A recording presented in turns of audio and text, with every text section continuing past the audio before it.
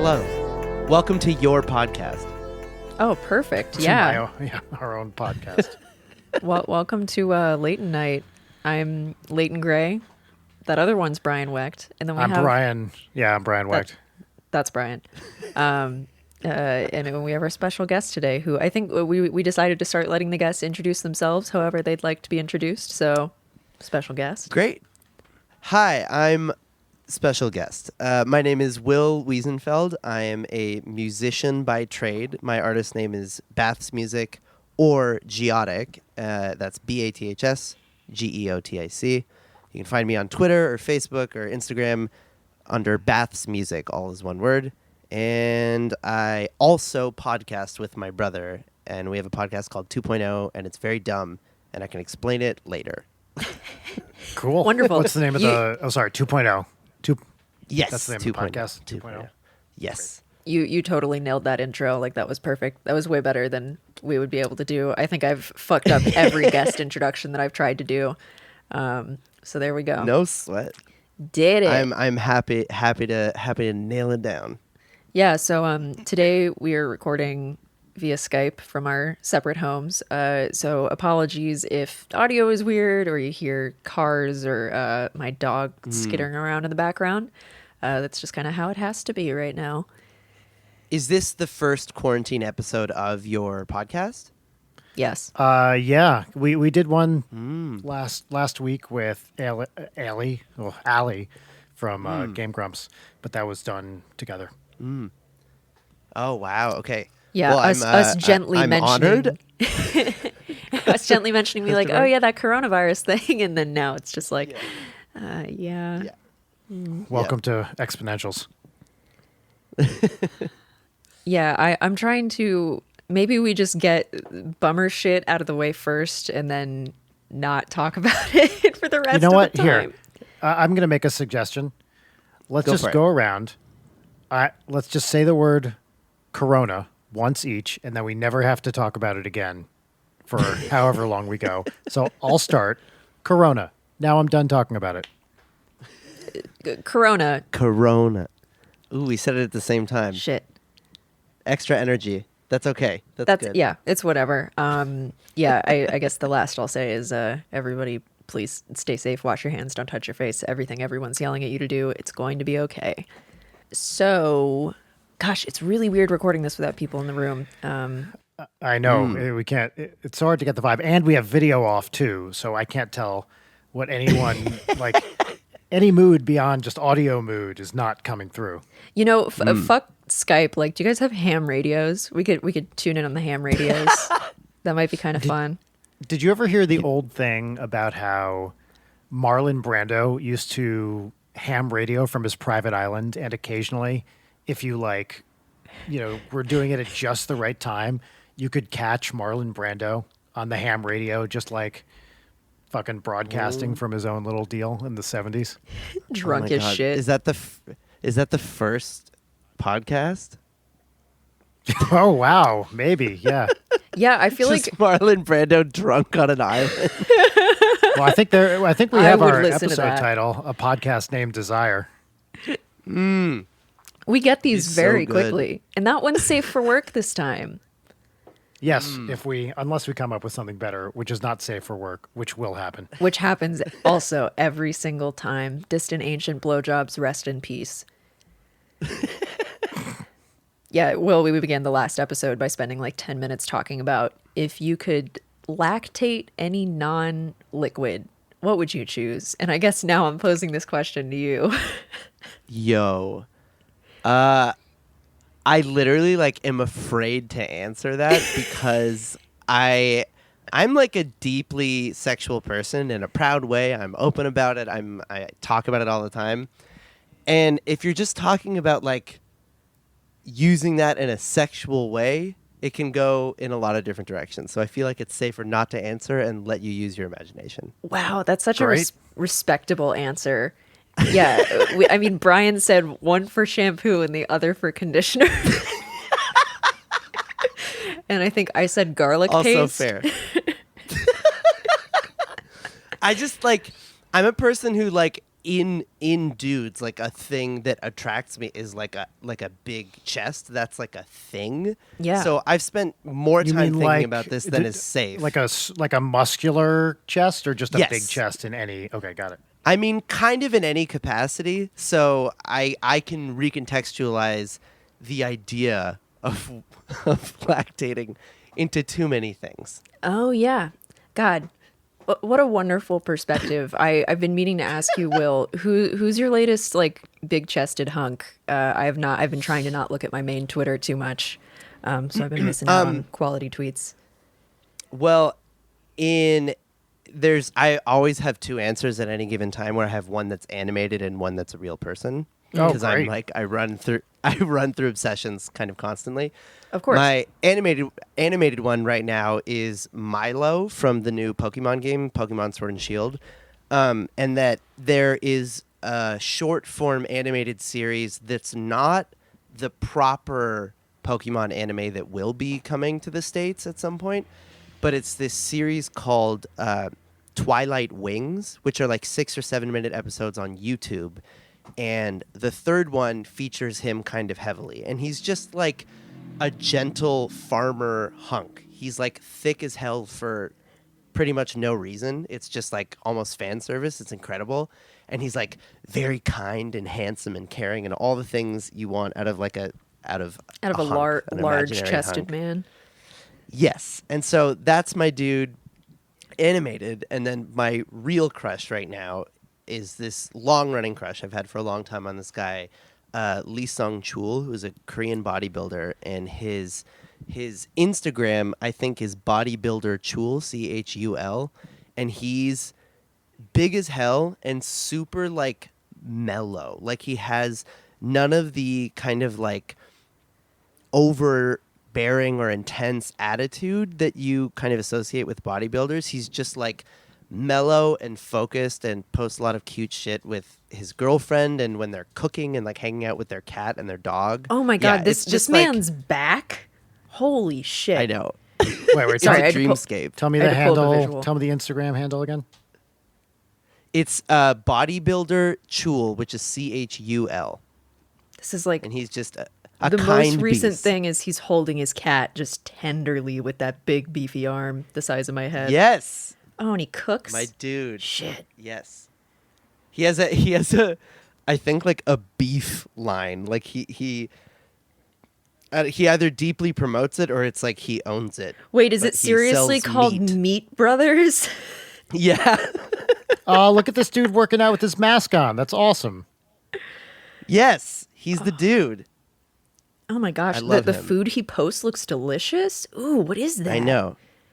Oh, it's I have like no a little. idea, but he like travels a bit for what he does in his workout stuff, but he's mostly based in South Korea. I forget what city, but yeah, it's just great. And he's fun to follow because he's always posting. There's always something going on. Always new content. Always new That's content. great. Are This there guy other? looks insane. I mean, look at this dude. Jesus Christ. It's one of those I things where I know. don't even I understand how love it. people look like that. I know. That's what's so fun about it is you can just be like, wow. It's like this is a Wow. real person who's doing Yeah. their shit. Are there other Yeah. maybe not necessarily like thirst follows, but are there other like Twitter or Instagram accounts that are like giving you a little bit of serotonin in these trying times? Yes, there's one that's You were ready to go. Yes, I mean I'm always thinking about things, if that makes any sense. I always have stuff on my brain. The other one it's a little more brutal and a little more intense to swallow, but I think she's one of the most brilliant artists working right now. She's a painter and illustrator, I believe Polish, and her name is Aleksandra Walazuska, I think. And so it's a tough spelling, but I'll spell it out the best I can. Her handle is ALEKSANDRA, so that's Alexandra, and WALISZEWSKA.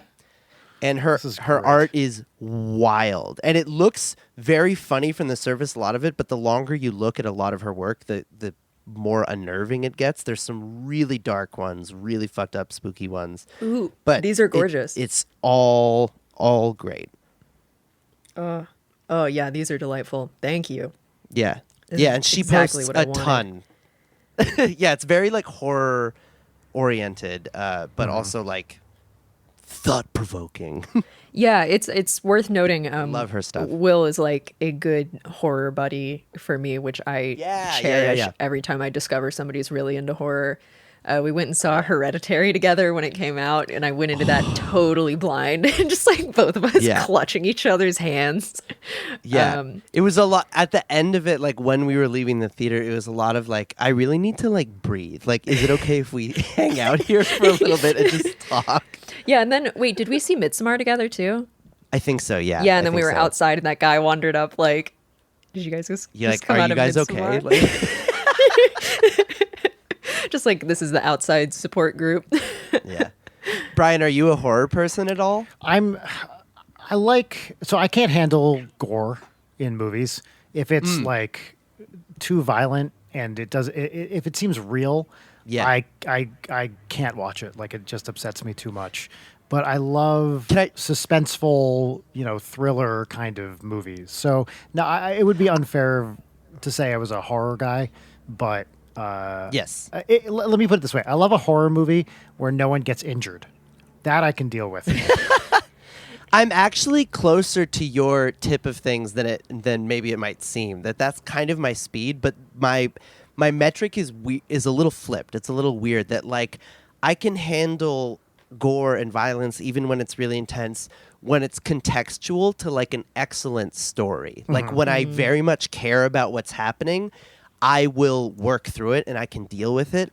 But when it's kind of like caricature or like joke violence, or it's kind of like taken out of context, that makes me sick. Like that makes me uncomfortable, and it starts to feel like I can't explain it. Like violence for the sake of violence or something. Like really gratuitous. Like, yes, exactly. Like, can you handle like Evil Dead style kind of comedy violence? Or is that too much? Evil Dead is the furthest I can go, but I couldn't watch Dead Alive, I think is what it was called. oh my God, I watched that. Peter Jackson one. Like, I started watching that movie and it made me violently ill. That one I can watch. That I have no problem with. I think it's great. Ah.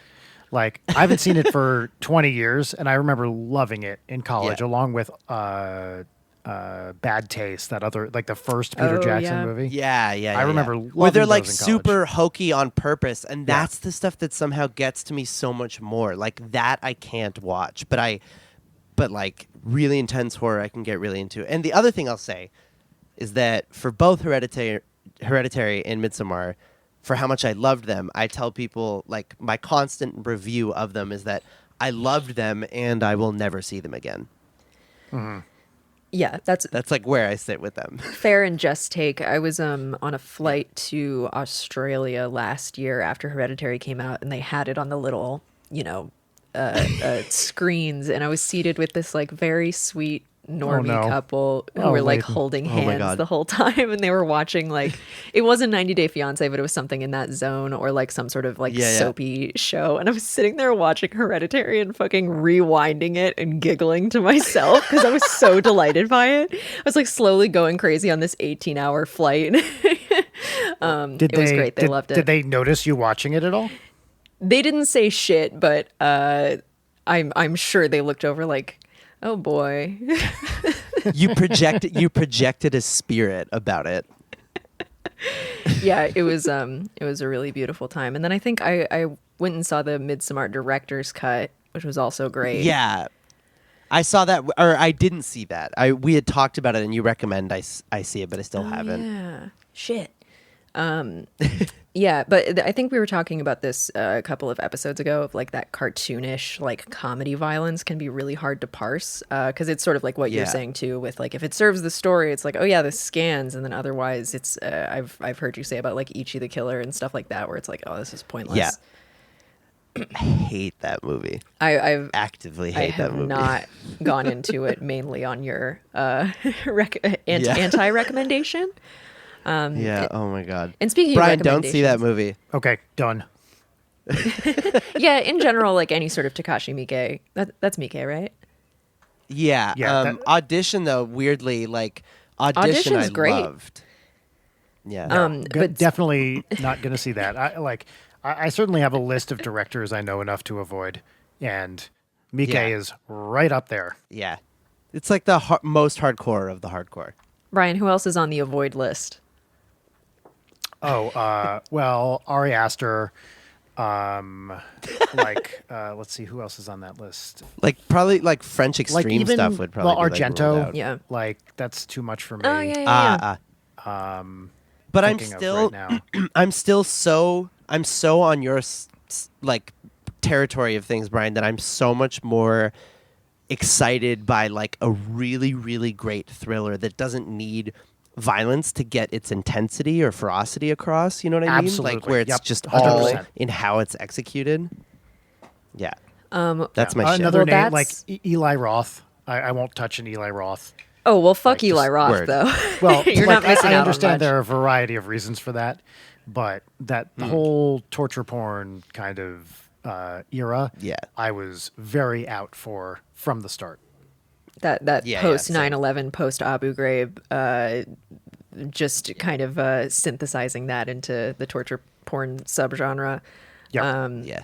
Is No good. Speaking of which, if I guess I'll say this now, there's no point in like keeping it being cagey about it, but I'm working on a like sub series for Leighton Night that's about the history of horror in various different subgenres. Ooh. So the first episode is about the history of found footage pre Blair Witch, because there's about 100 years of history leading up to that and how things evolved past that.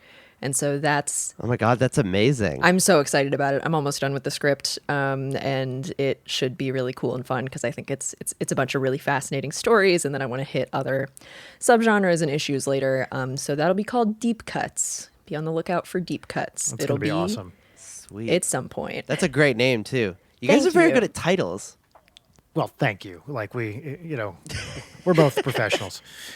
I was just We looking work hard. Leighton, at the email. So you put together a Google Doc of what. So on this episode, we asked people to give us stuff like genres to recommend to them while they're holed up in social distancing mode. Oh, perfect. And the Perfect. first one on this list is indeed non-jump scare / gore psychological horror. Okay, like before we literally jump into just the the thing we're talking recommendations, we also got a follow-up email. So Will, on this show, we've been doing like advice segments where we give a topic and people email us. So this is a follow-up from someone whose question that we answered a little while ago. So I'm just going to read that email. Wow, Brian and Leighton. I am the girl who asked about awkward lengths of time to get back to someone, the one with the 4-year wait. I want to thank you for your advice that if something takes less than 2 minutes, it should be done immediately. Basically, thank you for inspiring me to reach out with the simple headline of, I was thinking about you. How have you been? Life is improved and the weight on my heart is diminished. Peaches. Which there's more very nice Nice. stuff in that email, but I'm going to keep that to myself. I love the integration of just saying peaches. That's wonderful. Can we make that a thing? Peaches. Yes, Peaches. absolutely. Anyway, we have That not feels yet very gotten an Southern. email, I love and I it. know one's going to come soon. Of like, hey, I tried your advice, and now I'm like living in a ditch somewhere. My life is ruined. I'm very curious how, if any of this stuff like is actively bad. I'm sure we've given bad advice. I mean, we're only 7 episodes in, and I'm sure we've And we're also like, both emotionally stupid. injured someone. Yeah, like we're not experts in literally anything we're talking about. We had Anthony Carboni come on as our second to last guest, and he like whipped out that good advice like so fast. I was like, oh, He was amazing. Oh shit, Oh, we're yeah. we're really bad at giving advice. This dude's on it. I love Yeah, it. we were Oh my talking early on, like if we didn't want to give out dating advice since I've been married for 13 years Yeah. and I feel totally unqualified to say anything. And Leighton, what was your excuse? I can only describe every single romantic encounter I've had as a train wreck. So it's good. And I figured, and I was like, oh, we're having Will on, who like I was thinking about how like you were probably the most like dating like sex versed person I I'm- know.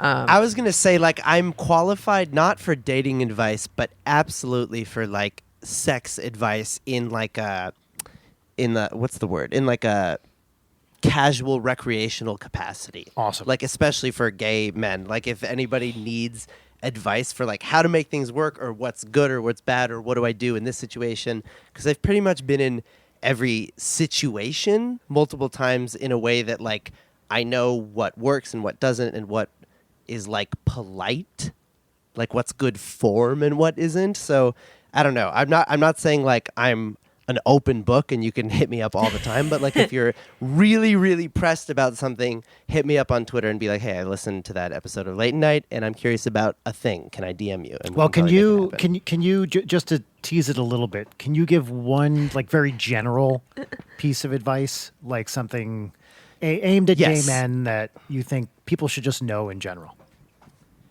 Yes, if you are a gay person and you go to a bathhouse, you should not walk fast. Everybody moves fast when they're nervous and it's their first time. The whole point is you're trying to show yourself off, and the slower you move, the more opportunity you give to kind of, like, present yourself or start a conversation or start touching the other person and all that sort of stuff. So don't walk quickly in a bathhouse. That's very concise. I love That's it. so perfectly observed. Like, what a wonderful snippet of advice. Like, let's get you There it on a is. future podcast and just do that, because I would listen I'm to the full fuck of out it. of that. There's this compliment I've gotten from more than one person that has made me excited enough to maybe think about doing it. But several people, without prompting and without giving any context, had said that I should, like, attempt writing a book about bathhouses. 'Cause Yes. I'm so Oh, that would be obsessed with awesome. them. And that it's like, the whole thing is it's like a culture that, especially with gay men, they think is disgusting or has died out or doesn't exist. There's just so many gay dudes who almost think it's, like, beneath them. And I am, like, a champion of them. They are, like, so much a part of gay culture in my own life that I literally don't know what I would do without them. And so I would love to talk about them for pages and pages and pages and pages. So that sounds amazing. For listeners who Yeah. are unfamiliar with, like, the concept of a bathhouse, can you explain what that is? Sure. It's basically like it's how do I explain it? It's basically like a meeting place for gay men to cruise in, like, a safe environment. The whole thing with cruising, meaning, like, looking for sex in kind of a public setting, is that you're in a public setting. So it can be really nerve-wracking and illegal sometimes if you're trying to, like, hook up in a public place. It's not good. Whereas a bathhouse is like a paid entry fee, and you get a locker or a room, and it becomes a space where you can cruise for sex or for literally anything, like conversation or just taking a jacuzzi dip. Like, you're not required to do anything, which is the magic of a bathhouse. There are literally times I've gone where, like, I went to use the facilities and hang out and, like, look at hot dudes and then leave. It's, like, the best thing ever. So it's just a place to be, like, a sexually available gay person, if that makes sense. Yeah, and that's awesome. amazing. I And- think and- there's something Yeah. with the level of, like, the internet is a really amazing place to meet other queer people and kind of band together, especially for people who are, like, geographically isolated or don't have those kinds of Yes. communities IRL. But if you have, if you're queer and you have the access points or, like, availability of meeting other queer people in real life, please do it. It is Yeah. really, really, really important and really, really, really healing. And, like, you know, when I was living in Savannah, Georgia, which had, like, a really active queer scene where everybody knew each other, we would go to, like, poetry readings that were just, like, so Oh, I love special it. and magical, where it's, like, people reading these poems that they wrote about each other that are really powerful in somebody's living room where there's a stripper pole and, like, everybody's crying. I love it. It's so beautiful, and, like, you carry those experiences with you, you know, like, it's so validating and it makes you feel so whole and, like, connected and seen. So yeah, that's Yes. my hot tip. Go hang out with queer people IRL. Yeah. I feel like Awesome. every queer person I talk to in life in any context, we're always like, we should meet more queer people and hang out with more queer people. 'Cause Yeah. I feel like, especially lately, it can feel very estranged. So that's why being online is very helpful. Well, yeah. I mean, now like you're not supposed to hang out with literally anybody, right? Like I know. queer, So maybe straight, don't do that whatever. right Like, now. just don't hang out with anybody. Stay home. Yeah. Also, yeah, to be very clear, do not go to a bathhouse right now. Please, God, do not go to a bathhouse right now. Yeah, don't Try to find a way maybe to support them in other ways, but oh my God, do not go to a bathhouse. don't right do now. any of the things we just told you to do until things are Yeah. chill. Don't know when that's Until- going to be. Also, sorry if you hear my dog sliding her hunk of cheese around on the floor. I give her, anybody with dogs, gotta recommend Himalayan yak cheese chews. Those are like, you don't want to give your dog rawhide. You don't want to give them anything that's going to make them sick. Wait. And you also don't want to give them something that they're Himalayan going to. yak cheese. Yes, it's like a hard cheese stick. And it's like so great because they last forever, even if you have Wow. like a tough chewer. So you don't have to like keep buying them, and you don't have to worry about them eating the whole thing and getting sick. But anyway, maybe loses her fucking mind for those. Like she is just like playing with it right now on the floor behind me. She's going to have Wow. beautiful teeth. Yeah. And then and then when you get down to the little nubbin at the end, you can microwave it and it puffs up, so it's like a crunchy treat. Whoa. How does that work? No fucking idea. That's just science. I love it. So, do we want to jump into the recommendation stuff? Yeah. I'm Why don't into we it. circle So- back to the thing we were just talking about before, which was the non-jump scare, basically the kind of horror I like, which is Yeah. non-gross horror, so not gory, and the thing that I'm on this side too, without jump scares. Yeah, so this was the most requested question, along with fucked up documentaries, which we'll get to. And it's one that's like, I'm so glad that that's the most requested thing. Like that makes me really glad. Those are good things for right now, I think, of just sort of expending some nervous energy on having like a cathartic release of watching something and things being resolved in it. Yeah. It, Should I start? Yeah, I go have one for in it. mind like right away. I mean, like recently, The Outsider on HBO just finished, and I feel like that kind of fits the bill. That it's like it's kind of slow moving and suspenseful, but it's like it's intentionally not a jump scare thing. It's kind of about like foreboding energy and misunderstanding and like atmosphere. it's atmospheric and all this stuff. And there are people who didn't like it, but it's just so my style of shit where it's like what's the word I'm looking for? Supernatural, but without like beating you over the head about it. It's very, very based in a realistic world and a realistic characters. So it's Cool. I don't know, it's a very satisfying watch for me, and I think it's only 8 episodes. And is that you, is that one season of it, or is that the whole thing? It's very funny because HBO says like season finale on the last episode, but it is the whole thing. I don't know why they don't say series finale, Yeah. because there's no way there's a season 2. But Yeah, it was great. absolutely not. I watched the first 3 episodes and then I dipped out because the writing was like a little too much for me. I'm an obnoxious writer now, and like bad writing just gets me so hard. I was really frustrated with how they were writing Holly, who like is a great character, and She gets love- better. Okay, good. She gets much better. That's the thing, is that when she first appeared, I kind of had the same reservations, but I feel like she takes time to pan out because it's a little confusing at first when you first meet her. But That's I good. think she gets better. I think the first 2 episodes are excellent. I should probably jump back into it because Yeah. I enjoyed it. Jason Bateman is like a fantastic director.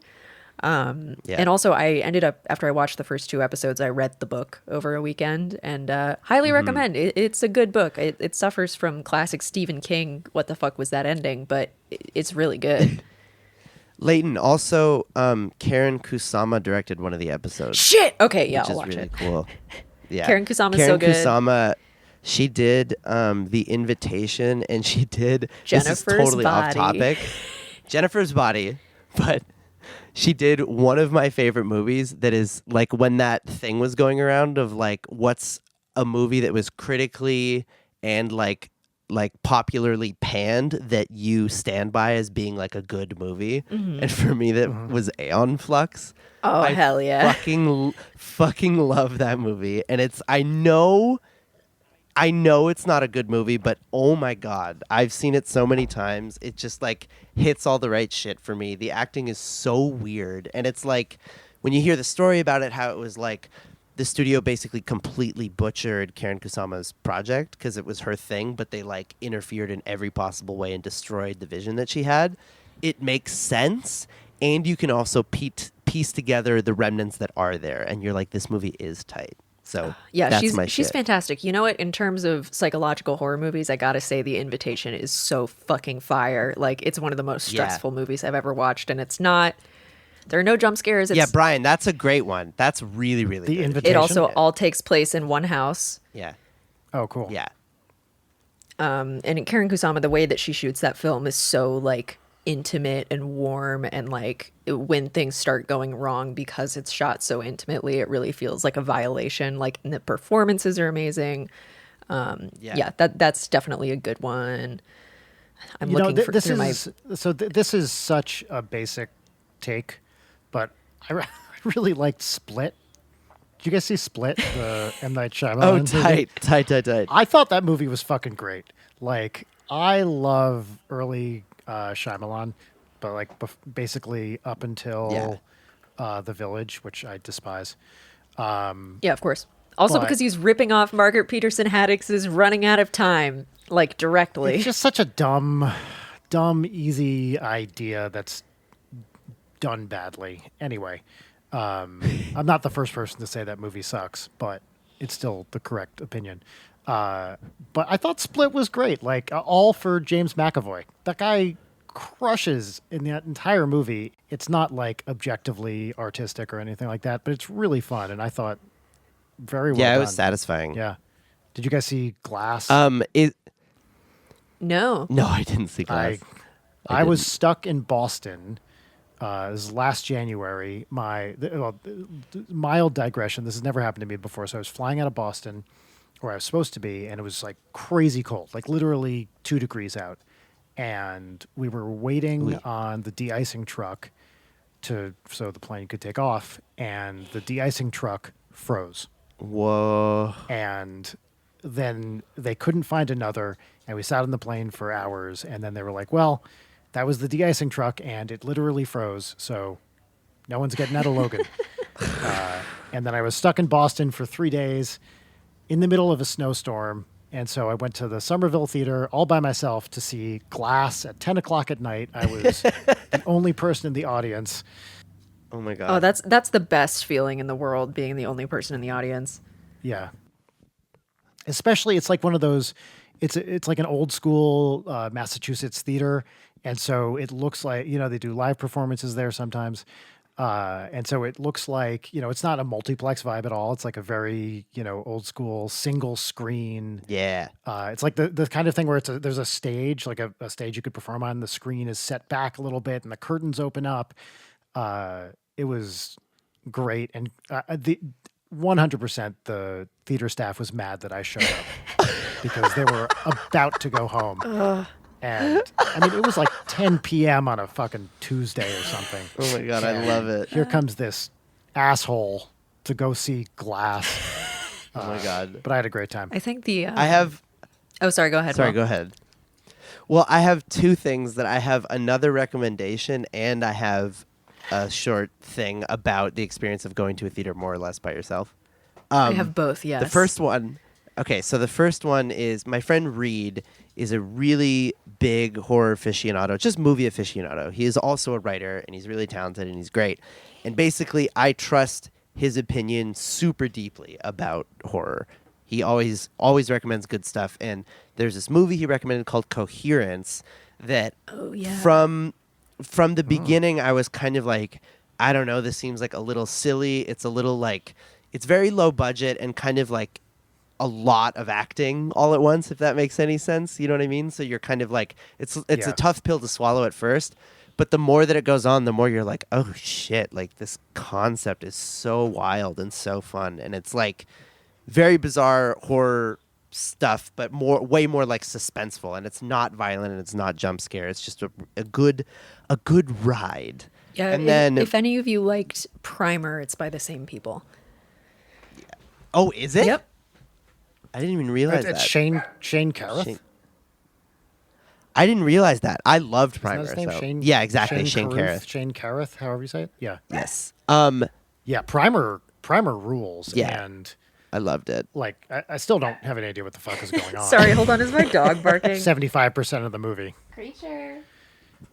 Will, did you understand Primer? Have you ever seen these timelines for it? I did, but I basically like dropped out of that deep analysis of it because I was so obsessed with it in a way that I had to distance myself from it. It's the only movie I've ever seen in my entire life Yes, that makes the sense. first time I watched it, I immediately restarted it and watched it again. I've never done that with another Totally. movie. Wow. And the first time I saw it, I was Because like, otherwise, you just oof. have no idea what's going on. Yeah. No idea. And it was just so aesthetically my shit. It was just so like, this is like the kind of thing that I've always wanted where it's like underacted. So it's kind of like everybody is almost like too much of a real person that it threw me.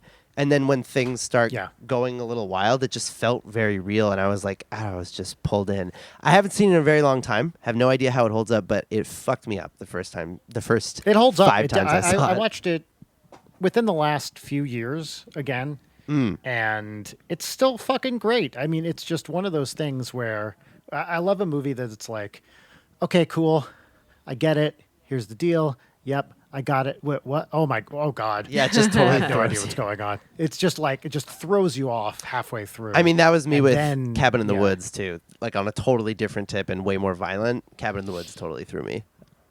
Yeah, It was very unexpected for me. It's a great movie. I love Cabin in the Woods. And then very quickly, the experience of going to a theater more or less by myself that I have to mention, it's like a required required anecdote, is that the first time I saw Cats, I went with my brother and my friend Reed, so the same friend who I mentioned, and it was just the three of us. And my friend Campbell. It was the four of us. And then we went to the ArcLight in Sherman Oaks at 10 a.m. on a Sunday. So like almost hell yes. guaranteed empty theater, because that was the way we wanted to do it. We actively like wanted to kind of poke fun at it while we were there, knowing it was going to be ridiculous going into it.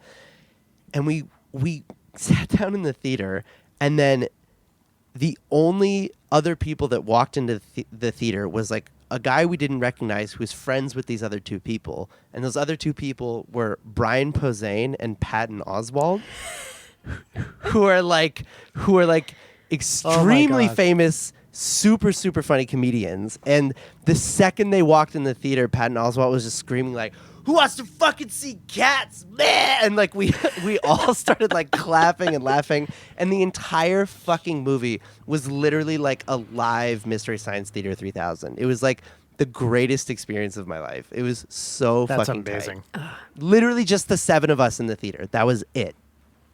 It was wild. There was I Wow. went and saw it at That rules. Alamo Draft House, which ever since it opened in downtown LA, I just feel so fucking spoiled. Get that booze milkshake. But we went, and I wish I hadn't seen it at Alamo Draft House, because like they're very serious about you can't talk. But Vern and I went. We ate a lot of edibles beforehand. We get into it. Just sorry, my laughing clipped the mic. Oh my god, the edibles hit right as the movie started. And like neither of us could hold in the laughter. And like 20 minutes in, they have the little cards that you can write your orders on. He just passes me Yeah. a note that says, "This is the Martyrs of musicals." Speaking of movies that are too Oh my extreme, and I goodness. think the moment where I was like, "Oh, Will and I are like very simpatico on horror movies," is we were talking over Twitter DMs, and I think we were recommending stuff back and forth, and Will was like, "I have this." With a huge disclaimer. It was like a paragraph. Like the biggest possible disclaimer in the world. Yeah, I was like, don't see it if you like. Don't take this as my opinion. It doesn't reflect how I feel. Blah blah blah blah. And I blah. think the But I moment was like, that a you movie- sent that, I was like, "Wait, are you talking about Martyrs?" Yeah, exactly.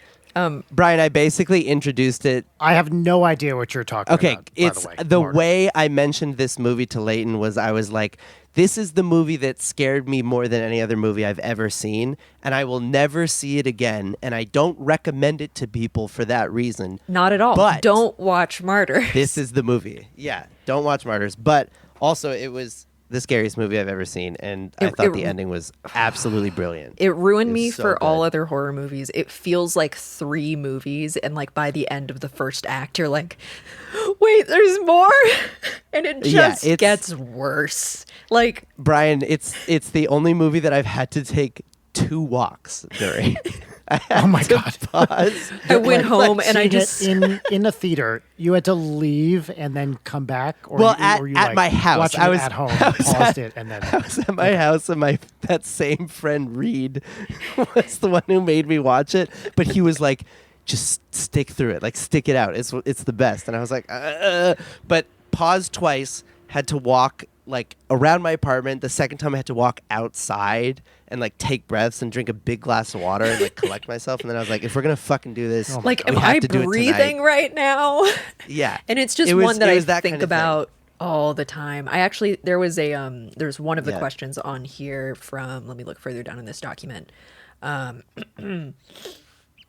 Oh yeah, Tori writes, Leighton and I share eerily similar tastes. I would absolutely love to see something truly unnerving. Everyone, what is the most disturbing movie you've ever seen that still haunts your thoughts every now and again? Now and Yeah, then. that's the one. It's Martyrs. It's Martyrs.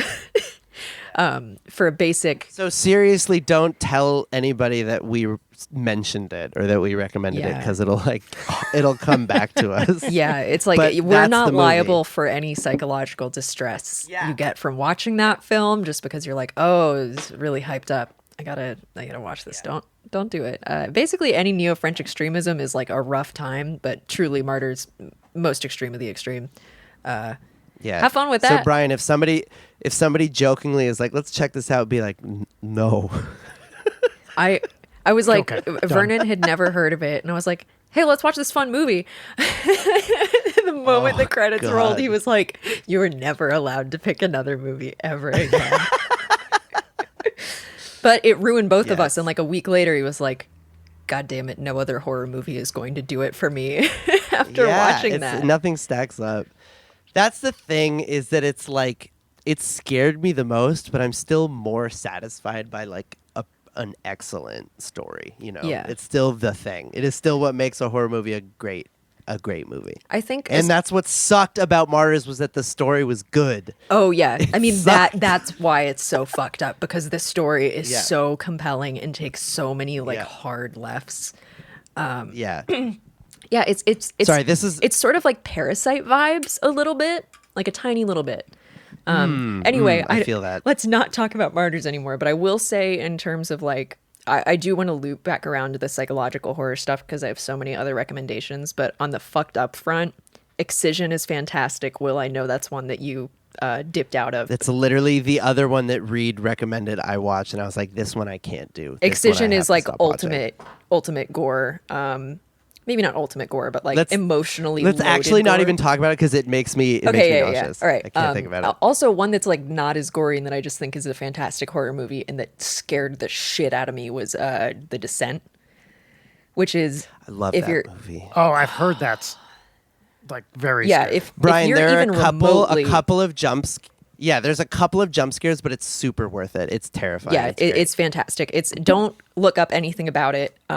It's if you're claustrophobic at all, that will get you. Caves scare me very bad. Like if you like Ted the Caver, that's your shit.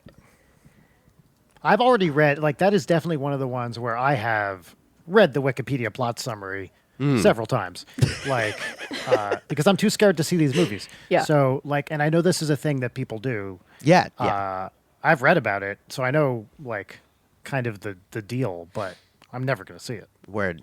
Yeah, I think another one in terms of like scaring me for a really long time and probably one of my favorite horror movies is The Strangers.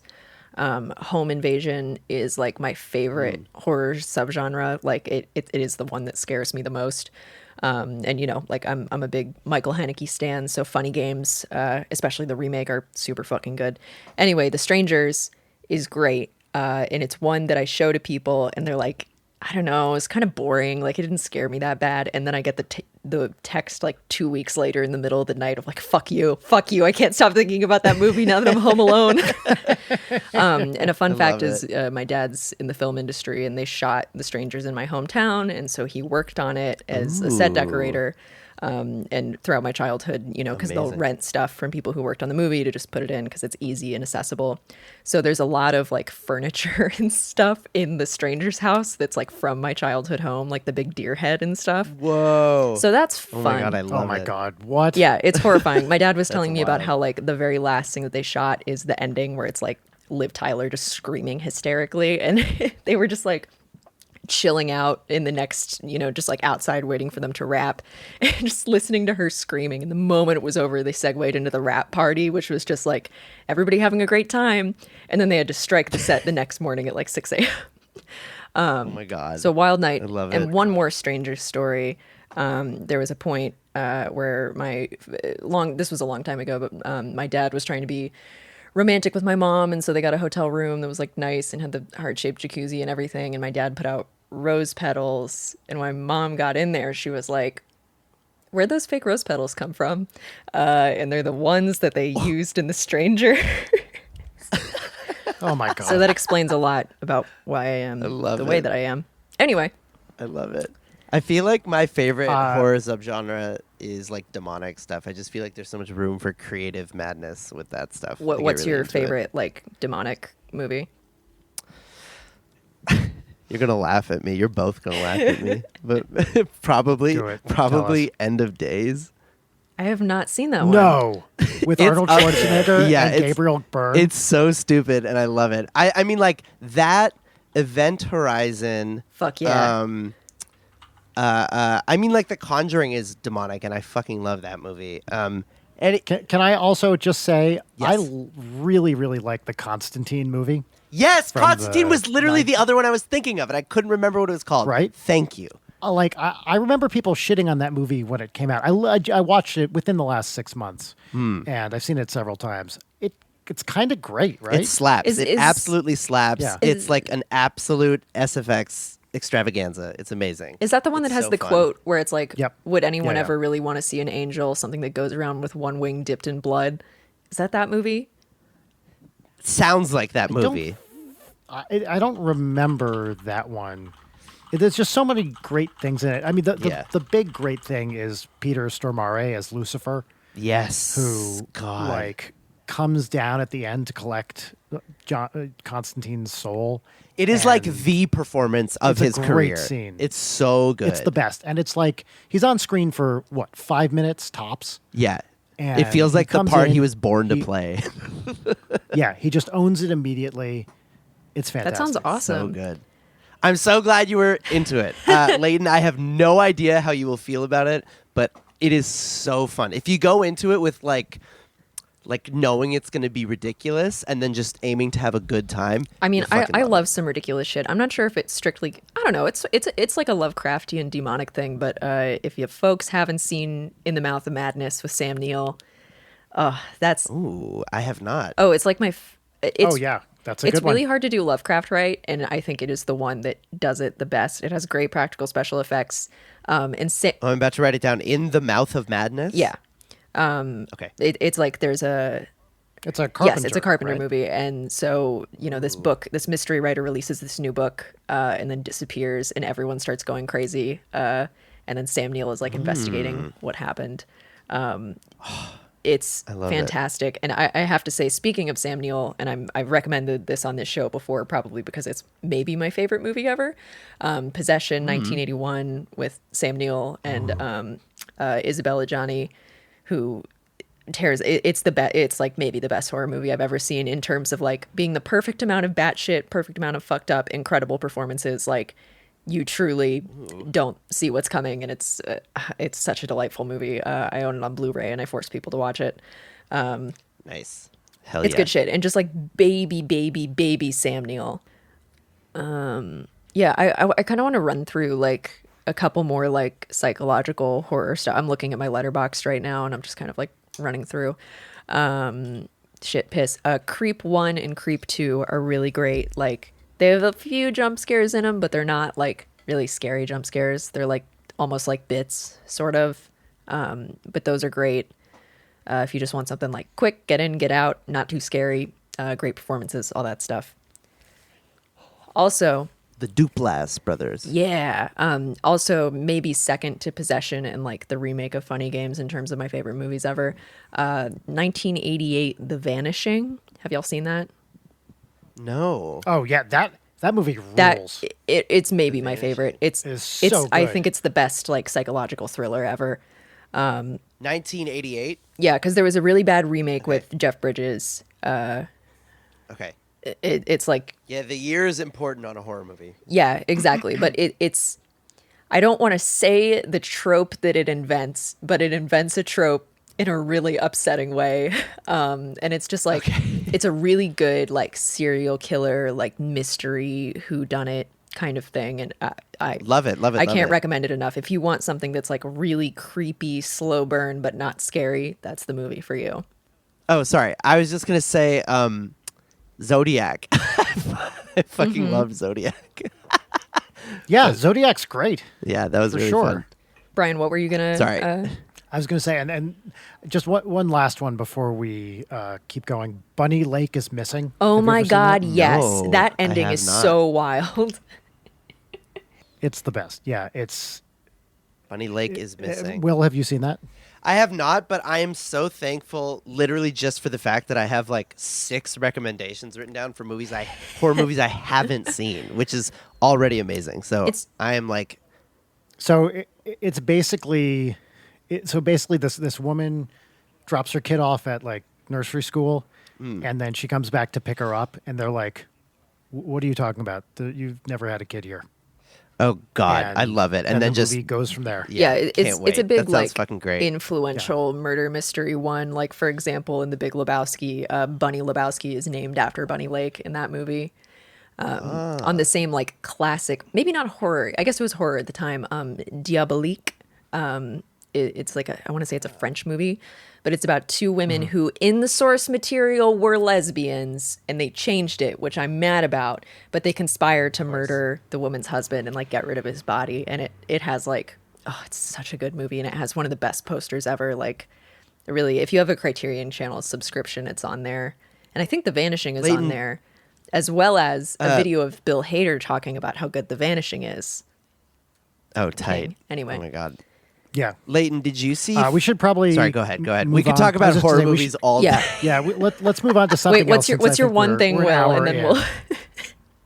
Yeah. I was just gonna ask if you had seen Thoroughbreds, and we can talk about it later. if you Yo, haven't. yes, yeah. No, I have not seen it. Okay, that's a good Thoroughbreds great. If you want to go for the like weird girl horror, Jennifer's Body, Thoroughbreds, Excision, Yeah. Tragedy Girls, Same ilk. May, All Cheerleaders Die. Get on that shit. It's one of my favorite like subgenres. Oh, Raw. Did I say Raw? Okay, well stop. No You're more horror movie chat. So encyclopedic. I love it. This is my life. So let's go for like a music one because we covered a lot. Yeah, there's one here that I'm looking at that I like. So let me read this one. So this is from Joseph, who says, "I'm looking for albums similar to Switched on Bach by Wendy Carlos, electronic classical that experiments with synthesis to achieve classical music that's not reaching too far into experimental and/or becomes too club beaty like some albums I've seen." I will say very so quickly, basically- I can't. Yeah. I wouldn't know. Don't hold out for me because I make electronic music. I do not know the answer. Okay. Well, the reason I'm cluing into this one is I do have a couple things. Yay. First of all, Joseph writes correctly also that Carlos rules. So Wendy Carlos, she's a trans woman who was a very, very early electronic music pioneer. And who did the Very Tron much soundtrack, if you're not familiar. did the Tron soundtrack, which is amazing. Her first basically just was this Moog kind of musical genius, and her first album was first I'm not sure about, but her first big hit at least was called Switched on Bach, where she took all these Bach pieces and just did them on synths, and it's the best. So it's all this classical music, which is just done on a variety of cool Moog type synthesizers. Yeah. But the thing that I was going to recommend based on this, and this is a guy I found pretty recently. His name is Don Muro, or Muro. I'm not quite sure how to pronounce it. Muro. And he has this album called It's Time from, I forget exactly when, mid-70s. And it is just, it's like synth bonanza in the best possible way. It's a little bit poppy. The sounds they're real squishy and squirty and, moogy. And it's just like, it's so much fun to listen to. He has this one, there are a bunch of great tracks on it, including the title track, It's Time. But he has this one tune on there called Squash, where it's like this thing that just it kind of builds up with this like very funky groove, and just when it gets to like the peak, someone, presumably him, comes in and just goes squash, and it is so 70s. Funny. I love it. Oh, it's so 70s. It's so good. great. He has another one called High Voltage Love, which is on like an album that just came out a few years ago. Like he was, I think more of a, I don't think he was ever that popular, although I don't really know much about him. But he released basically like, deep cuts and B-sides from his career making music probably 5 years ago or something like that.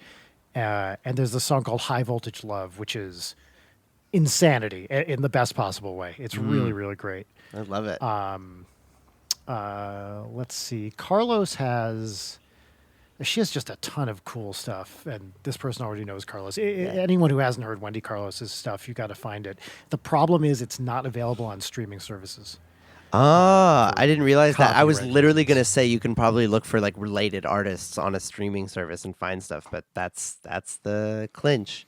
Yeah, and she did a lot of the Clockwork Orange soundtrack too. Really? Oh, fuck, I didn't realize that. Yeah, and so there's this, and some of the Shining too, I think. Oh, fuck. But there's so much great Carlos stuff in Clockwork Orange soundtrack, but you can't hear it because it's not on the copyright doesn't Very, allow it. very basic electronic music representation. But if you haven't heard like Aphex Twin selected ambient works, like that's kind of adjacent, because not all of his stuff is the like aggressive, noisy beeps and bloops. Like he's done some like really beautiful compositions there that are sort of adjacent to what you're talking about.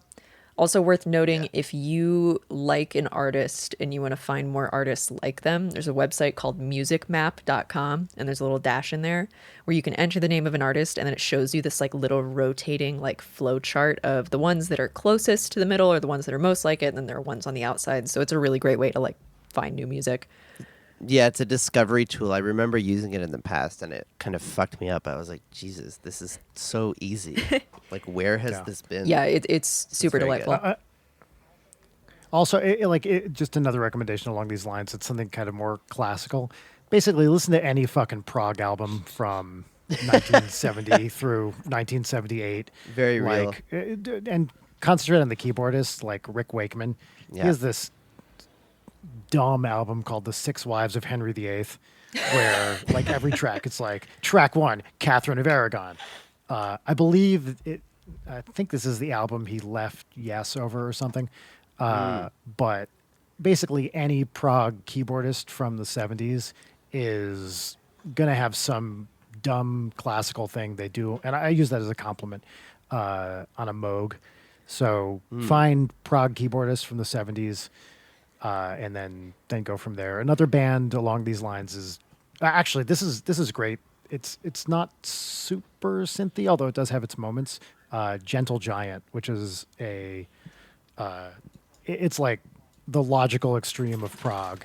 It's so abstract and weird at times that it doesn't even sound like rock music.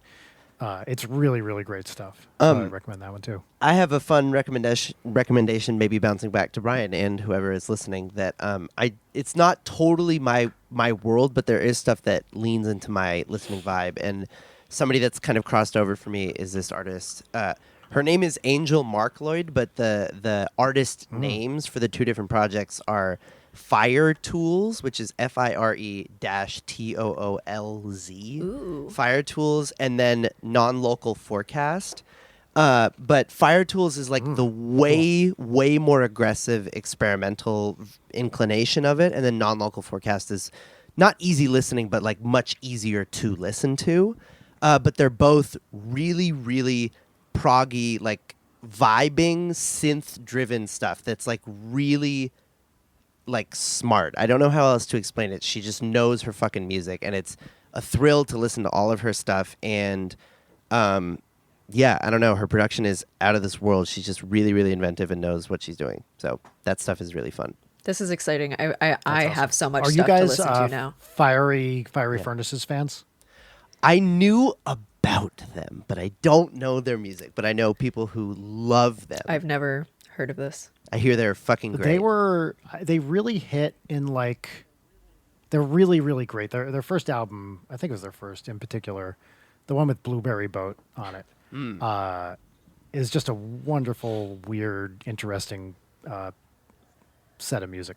I was also going to say that, like, with stuff like Switched on Bach, it's not going to be super easy to hunt it down, but just so much of the video game soundtracks, like, that came in the early 90s and, like, late 80s or whatever are so synth-driven and super classically inspired that I'm sure there's something you can hunt down in that realm that's, like, also going to thrill you in the same way, but I can't be like, here's the one. It's going to be some research. Excellent segue. Sherman writes, as for recommendations, I really enjoy listening to video game soundtracks while I work. Some of my favorites are Donkey Kong Country 2, Final Fantasy VI, Chrono Trigger / Chrono Cross, and the Persona series. What are some other boppin' video game soundtracks I could add to my playlist? I mean, if he doesn't already have the Katamari Damacy soundtrack, The that's best. like mind-blowing. Absolutely. I got to go to a Yes. panel at MagFest like in 2015 where the composers were there and they did a Q&A, and then at the very end everybody like sang the theme song in unison, and like I just like cried. So it was fun. so amazing. It's so fun. Yeah, that shit is like untouchable. Like, especially in terms of video game music where the music needs to convey the atmosphere of the game it's a part of. Yeah. It's like a one-to-one. It's like spooky how fucking good it is. Yeah. It's just like, oh, this is the soul So of this fun game. and It's chaotic. And in terms of synth stuff, the Portal 2 soundtrack I used to really, really love listening to. Actually, when we were Yep, really good. oh yeah, it's fabulous. When we were Yeah. working with our composer Jesse Cale on Dream Daddy, and we got to the like secret cult ending stuff, we were like, all right, Carpenter synth, also Portal 2 soundtrack. Like we just threw all these like dark synthy stuff, and I'm so happy with that with how that track came out because it's just like fabulous. It's perfect. Mega Man So X, good. really great soundtrack. Let's see. On the other side of things, the Doom soundtrack is also a one-to-one for like how well it's supposed to like invoke the spirit of the game that it's a part of. It's like insane how good it is. Like you can just listen to the entire thing. It's fucking great. It's so heavy and so good. And it's crazy that it's all one guy. That's what's so spooky listening to it. It's like one person. I love it. 90s PC game deep cut Dinosaur Adventure 3D has like the best soundtrack. It's so good.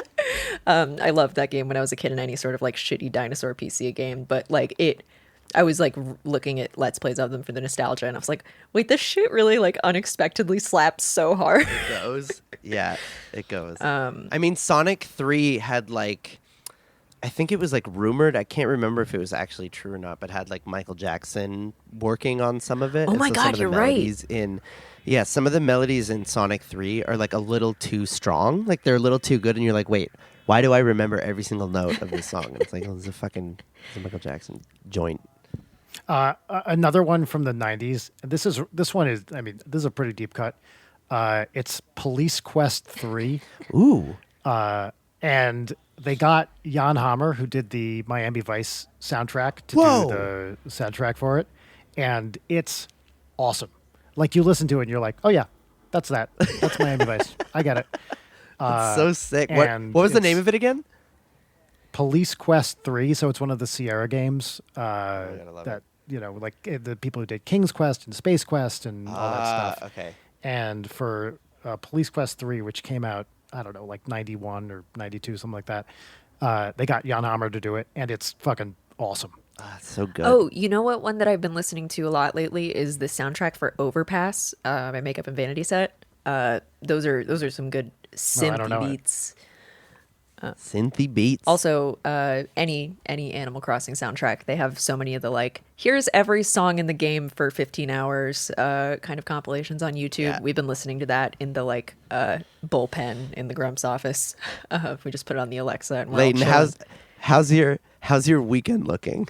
What? Because of new animal. How's your weekend looking because of new Animal Crossing? Because mine is booked. Oh shit, you got some Animal Crossing dates set up?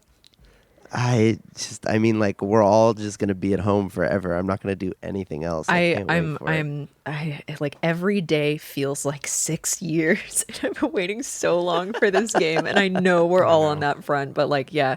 Once I don't know. Once we get into it and kind of see how the multiplayer stuff works, I'm assuming it's the same as it ever was. But like, I don't know. We'll see. Yeah, it's. I've heard from trusted sources that they've perfected. This is a big aside, but I've just heard they've perfected everything. That it's going to be absolutely great. I'm so can't fucking wait. ready. I just got the notification that mine shipped from Best Buy, and it's like, oh, please just put it in my hands. I've been like replaying Stardew obsessively, a game that I have like over 200 hours in cross-platform, and it's like there's nothing left for me to do here. I can only harvest these cranberries so much.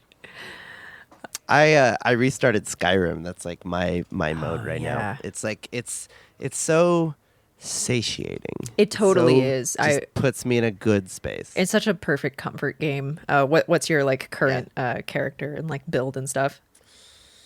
I'm gonna be an Argonian. And I'm going for two-handed and enchantments. Ooh. And I'm playing the Imperials for the first time, who I've never done Interesting. before. So. I think this is a very common thing, but every time I'm like, I'm going to try something different, and it's like Stealth Archer. Yeah, exactly. I've literally played the game twice that way, and so I'm It's doing too something much very, very fun. not You my just wheelhouse. snipe people. Pickpocketing is my favorite, and I love just being like really potion focused of like going out and picking up every ingredient possible and then just cranking them out and reselling them. Like that's the stuff. I'm very good at constantly doing asides, so I can't even remember what we were talking about. We were talking about video game soundtracks. I feel like we got a bunch of them out there, so we could. Okay. Yeah, we definitely have a bunch. I want to make sure we let's- get. There are obviously go for other it. ones that I want to do, but while we're on this section of the document, I love this question so fucking much that I have to read it. Tom writes, what are some songs you'd recommend that give off the vibe of, quote, you were the coolest, but I don't know if you love me back, but also, I would very much like to be fucked in your evil scientist lair. I actually have one in mind that it's maybe dumb that I thought of something right away. No, not at all. There's Kindred spirits. I'm just Yeah, I also thought of something right away. there's this Italian artist named Lorenzo Senni, Senni, who's on Warp Records, which is like premier electronic label of the world. And his like thing is like hard rave synth music, but with no beats. So it's all just synth and melody focused and really percussive synth. So it's like, I'm just gonna play some into my phone right now, really quickly. This is.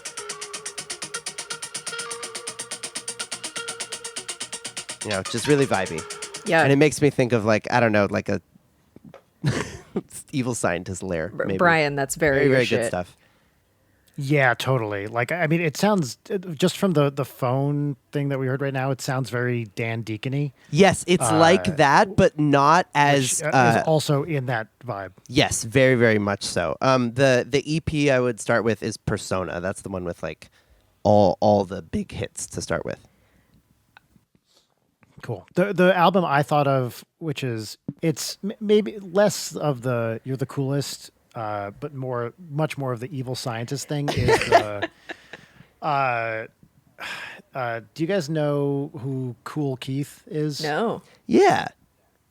Yeah. So he's this. He's a rapper, and he had this huge like indie hit of an album produced by Dan the Automator under his pseudonym Dr. Octagon, called Dr. Octagon Ecologist. and Whoa. it's like it's got either, I don't know if they're samples or if they are just recorded there, a very like stuff from that sounds like it's from 1950s sci-fi movies, but with a porn element to it. Whoa. And it's like the rap production on it is just unquestionable. It's amazing.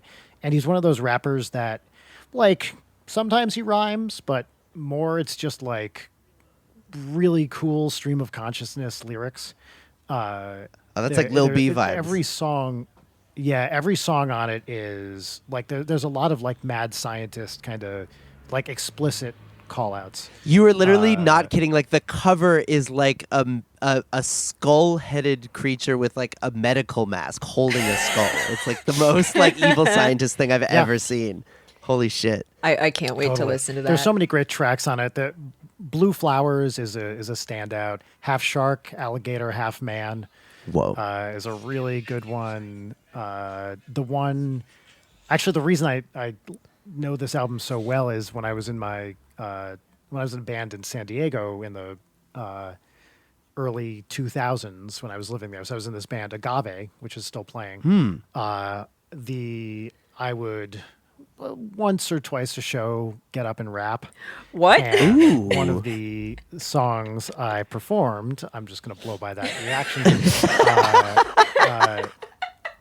One of the songs I performed is on that album called Earth People. And it's like the simplest groove you could imagine. It's just bum bum bum bum bum bum bum bum bum bum, kind of slow, and the lyrics are. I mean, I don't even know if there's rhymes in that song, like barely. But they're so great. Sweet. The chorus goes, "Earth people, New York and California. Earth people, I was born on Jupiter." That's it. I do love that. And he just goes off from there. It's great.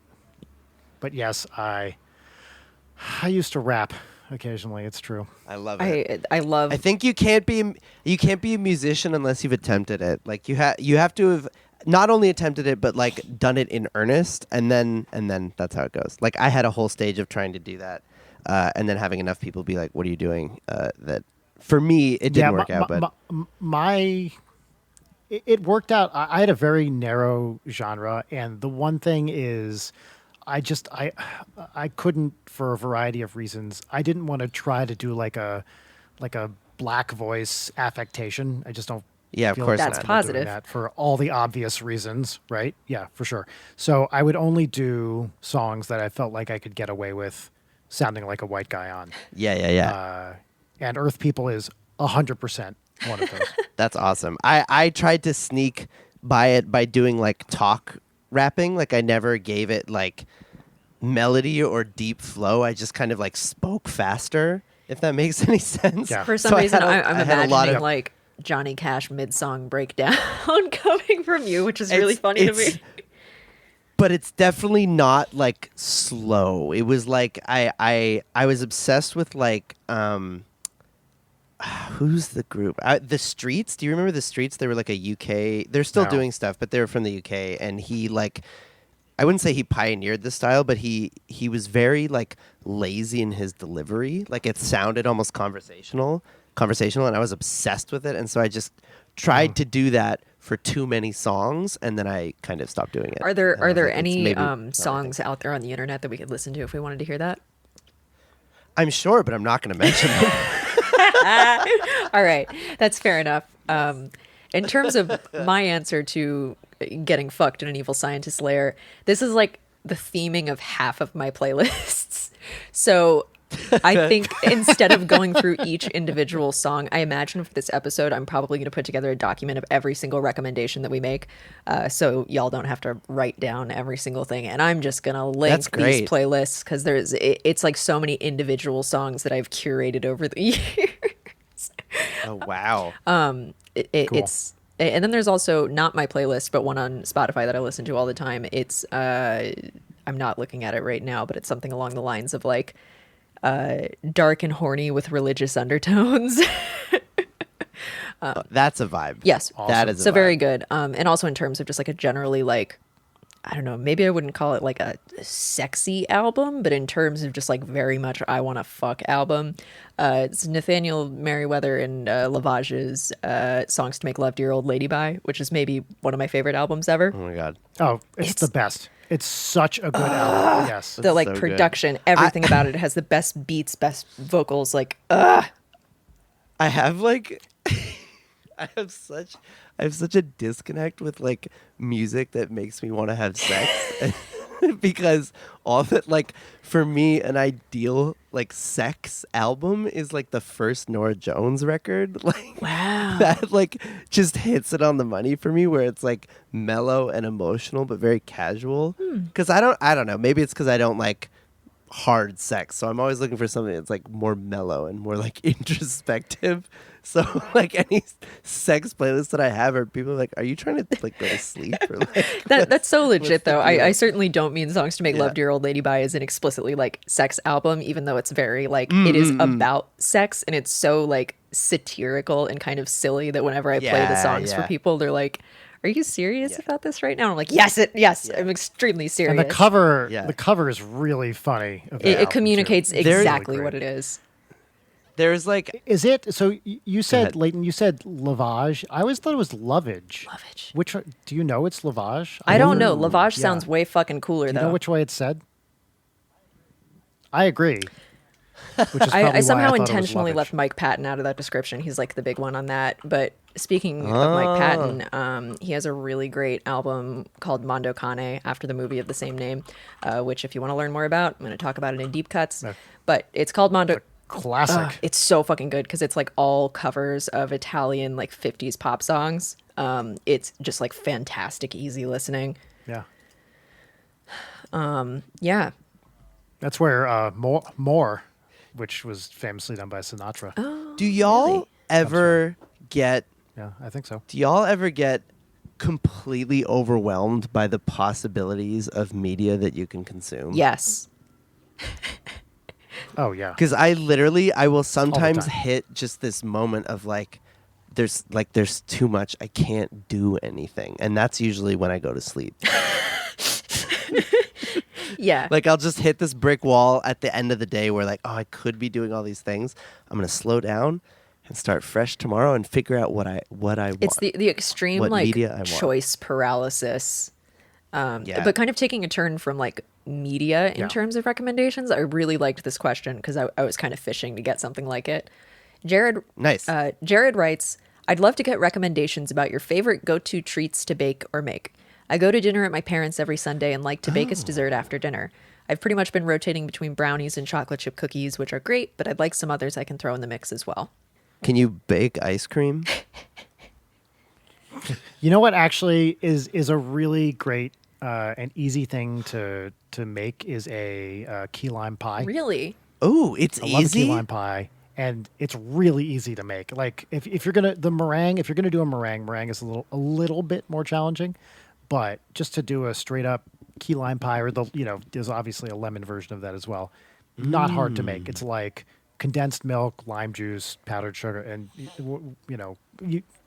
as always with pie crust, you can get the pre-baked crust, or you make one yourself. If you're going to make your own crust, that's a harder thing. Making a pie crust is sick, like pretty man. easy. You just got to have enough butter and be okay with consuming that amount of butter. Yeah. I mean, it's really like mash up a bunch of graham crackers and get some butter. Oh, when Like, you it's do not- it it's with not that hard. Oreos or Biscoff, both of those are great alternatives to graham Yo, crackers. Biscoff. Biscoff. It's Biscoff is my flavor. I love. What the fuck is it called? Speculoos. Yeah.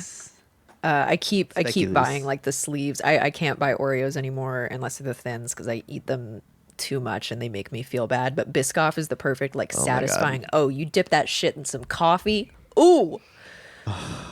Biscoff love. Biscoff makes me feel like, because it's it's like the plain cookie if you're going to Europe. Yeah. It's like, it just makes me feel like I'm going to Europe. I've had my tiny little cup of flat Sprite, and now I'm going to eat these cookies Yeah. that are crumbling everywhere. And my Biscoff. Yes, I- I love it. Another baking recommendation. Yes. Quick breads like banana bread, like date bread, anything like that. That's my mom's Very, game is banana very bread. easy to Oh, make. let Yeah, me my tell mom makes you, banana bread all the time. big spoonful of cookie butter in banana bread dough. It's the best. That sounds great. Oh, I'm getting so hungry. Yeah, me too. I'm trying to fucking diet during Oh no. during the quarantine, so I'm like dying right now. Yeah, I'm getting a little bit of a Sounds paunch, so and I'm not good. happy about it. But I'm a big dessert It's bitch, life. and I love. Sorry, I am too. That's why I have to be like active. I feel like about it. every have to be, time like, I see you, because I love sugar. you get like a single scoop of ice cream, and I like respect that so much. It's yeah. Small treat. I- This is also here. This is totally another aside, but it's important, and I need to share it. Please. Is that the key to traveling in any new place? If you are exploring a new neighborhood, a new area, a new city, another place in the world, is to get very small desserts. Even if they're more expensive, make sure every dessert you get is extremely small so that you can continue to have them throughout the day, taste way more things, and not feel sick by the end of the day, because you're going to be having a ton of water while you're walking, Yep. all this other shit. Don't get big hunky desserts. Always have tiny desserts. That's a fabulous And then you can get a ton idea. of them. that's Yes. so smart. That is the way to travel. In terms of my recommendations for recipes, I am probably going to rattle through a bunch of. In terms of like low effort, high reward, making saltine toffee. You know, you do the pan, fill it with saltines, melt some butter with sugar, pour it on top, put it in the oven, throw chocolate chips on that shit, and spread it around, and then you freeze it. Whew. Have y'all made that?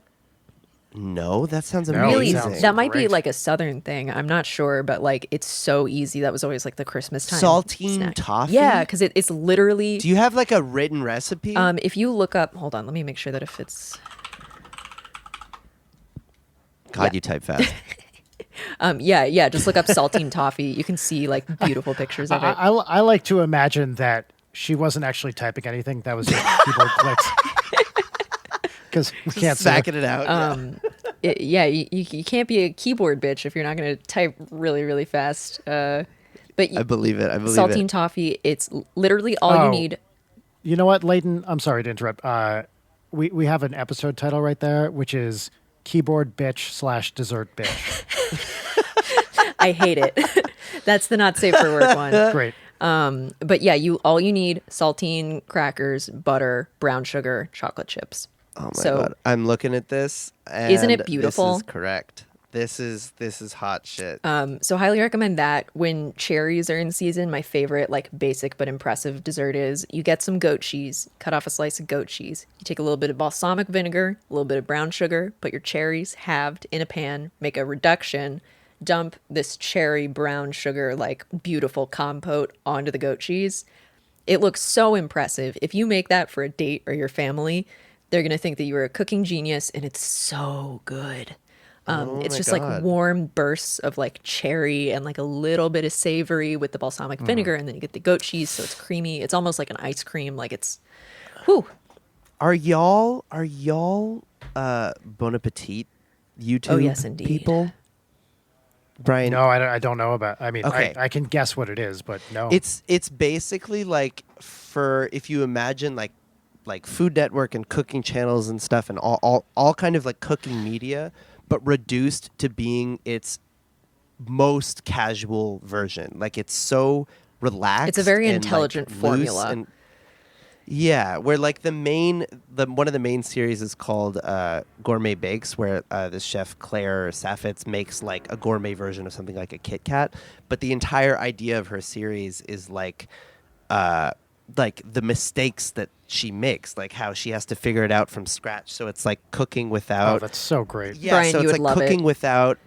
without like masking it or trying to make it more holy than it actually is. It's like her being like, okay, I fucked love this it. up 4 times in a row. I'm going to try it again tomorrow. We'll do this thing. I'll change this. So she's like a genius cook, but you see how she gets there, where she has to take her time. But yeah, other desserts that are really good. I need to go on a supply run to get more butter, because that's the thing that I'm burning through fastest. But once you get a candy thermometer, which is not as scary as it seems, making caramel is so easy, and everyone will be your best friend, because It's like literally like butter, sugar. What I like to do, pour a little bit of scotch or pour a little bit of bourbon, and you get some bourbon caramels. It's so much fun because it's like so easy, so quick. You get to eat the hot caramel, and you cut up, parchment paper so you can individually wrap them. So it's like a great activity if you just want to do like a meditative little, make it, the yields on recipes are super high. I think Bon Appetit has a great caramel recipe, speaking of that.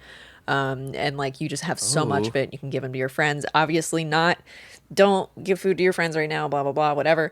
But if you want to eat like a lot of caramel, it's the way to go. Also, Christina Tosi from Milk Bar, she has a recipe for chocolate chip cookies with cornflakes and marshmallows, and it is the best cookie I've ever had in my life. I swear by that recipe. It's fantastic. So if you want to up your chocolate chip cookie game and have the perfect soft in the middle, a little bit of crunch, just the right amount of chocolate with some gooiness from the marshmallow, and then the edges, because of the marshmallow, get all caramelized, almost like an almond lacy. Whew. That's a cookie. This is like, is this the hungriest episode you guys have done, incredible. Or do you talk about baking a lot? No, we've never talked about this really before. Talked in depth about food other than foods that can come from your nipples.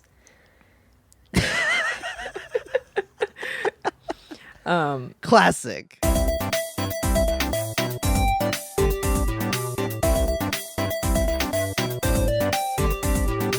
Many people ask for Rex on documentaries, especially fucked up ones. So, I have definitely a big documentary recommendation, which is, have you guys seen Tickled? Yes. Oh my God. That movie is so fucking crazy. It's insanity, start to finish. So Going crazy. totally blind. Like, it just, don't know anything about it. I think it's on Hulu. At least it was a month ago. It just, you start one place and you end up somewhere pretty different. It's the best. It also all feels completely fake, which is, I have no idea how accurate it is. Yeah. But I think it's not implausible, I guess. Yeah. But it's pretty, it's a wild ride. Yeah, that one's really fabulous. In terms of ones that go places that you don't expect, I will say, what is it? Oh, The Imposter. That's another one that you shouldn't look up. Oh, that's the one I was thinking of. That one is so good. It's fabulous. It's not. It's like a sad crime one, but there's this like element to it that I don't want to spoil. That is just like, sometimes you get a documentary where it's like there is a person in it who is such a character. And like the quote unquote character in this movie has like the wildest story. So it's very worth it. Yeah, very, very. It's worth not it. like heavy hardcore bummer. Obviously there is a missing child in it, but it's not like, say, there's something wrong with Aunt Diane, which is maybe one of my favorite fucked up documentaries if you just really want to feel like shit, and see a study in familial denial in the face of alcoholism. That one's very good. I have like I don't know, my brain is only like is resetting on this question, and I'm going way back to like that old ancient bizarre HBO series called Real Sex. I don't know if anybody saw that, but that oh was my like, God, yes, that was like, it was like a it's like TV on show. at 2 a.m. when you're at your parents' house. Yes, yeah. It was like a series of what you might consider a fucked up documentary, because it just talked about sex really candidly, but like didn't have enough air about itself to be like, yeah, isn't this crazy? It was just like, here's the craziness. And so like everything you were seeing, you were like, what the fuck is going on? It was wild, and it was so entertaining. So I don't know if that exists anywhere, but oh my God. I think you can so see fun. it on I'm pretty sure. Like HBO might have it streaming. I think it's on the How- app. how old is the I think it's show? on the God. streaming service. It's got to be like early 90s Okay, or so mid 90s. I think I discovered at least. relatively recently is that on YouTube you can just find so many of those like History Channel series or one-offs on like ancient aliens or like Toynbee tiles or whatever. There's one, what is it called? There's a channel called DocuGods that just uploads those constantly. And so if you just want to have some like very Nice. nostalgic background noise, I've been putting it on. I have my CRT connected to my computer as an external monitor, and I'll just throw those up on there and get that CRT wine. along with some Ancient Aliens shit. I love it so much. One of my brother's favorite shows ever is Ancient Aliens. It's so He's, like, good. obsessed with it. I think my favorite, in terms of a really, really long form thing, my favorite documentary series ever is called A Story of Film. It's on Hulu. Have y'all watched that? Oh my God. Okay. It is the most comprehensive like film history from a non-Westernized perspective. It is so like international and intentional. It is the most relaxing show I've ever watched. It's so informative. And the guy, Mark Cousins, who is a filmmaker, he does like interviews with the people who made the movies and like shows clips from the movies, but he has the most soothing, gentle, like Irish brogue. Like, it's so gorgeous. And he's always talking about the shock of the new and like the Hollywood bubble. Like it's so fantastic. And he like does nothing to hide his like resentment towards like modern Hollywood. Like you don't even get into what a lot of people would consider like classic American cinema or like contemporary stuff until the last episode. And he barely talks about it. Like he starts late 1800s through present, episodes that talk about like classic Japanese new wave cinema. I mean, I truly cannot recommend that series enough. Jory, who was was he our first guest? Yes, he was. So yeah, first guest Jory on our movie episode. He also loves that show, and we joke about the bubble all the time. So that's really delightful. There's actually a list on Letterboxd, or there's several lists that are literally just called like fucked up documentaries. And I gotta say, I'm always on this train with people, but like get on Letterboxd. It is such a fantastic website. It's for people who don't know, it's like a movie diary. And it kind of throws back to like IMDb forums a little bit. But like so many people are on it now that you can see, you know, did your friend watch it? What did they rate it? Like what's on their watch list? You can make lists, and I think you can make collaborative lists. But so many people make lists that are really specific. It's such a fabulous way to find new movies. And it's also really fun to like gamify movies you're watching, because you can always add it to your thing and be like, I've watched over 1,000 movies, like that kind of stuff. Anyway, if you get on there, love it. I'm at you know what? Plum Possum. We also forgot a super obvious one, which is Grey Gardens. Oh yeah. I mean, if you haven't seen Grey Gardens and you like fucked up documentaries, what are you even doing? Yeah. Mommy Dead and Dearest is a really fascinating story. Who Took Johnny is a great like conspiracy theory one. I liked that that movie that was My Kid Could Paint that kind of like switched gears really hard in the middle of it. Oh yeah, That one was great. that movie's amazing for sure. Yeah, That one was intriguing. I remember.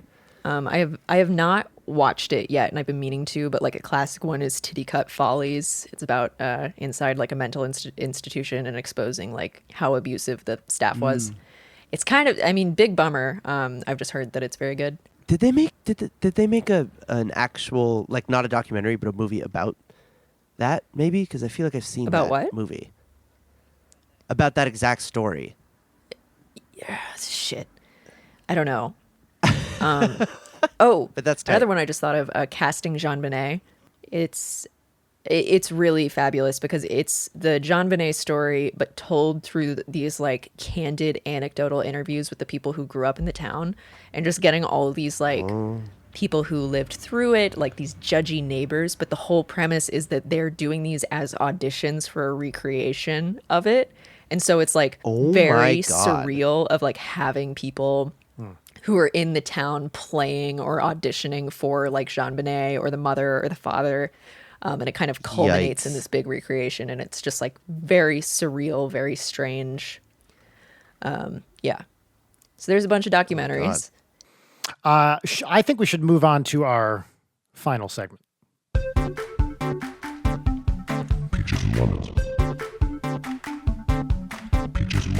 So to explain what the segment is, my extended family at dinner every night, my aunt and uncle with my nieces go around the table and they do peaches and lemons, which is you share lemon, which is a thing that you're frustrated about, or, you know, a thing that you didn't like or kind of a bummer. And then 3 peaches, which are things that you're excited about or grateful for, or, you know, just good things. And I'm going to say this week, we're not going to do lemons. We're going to do only peaches.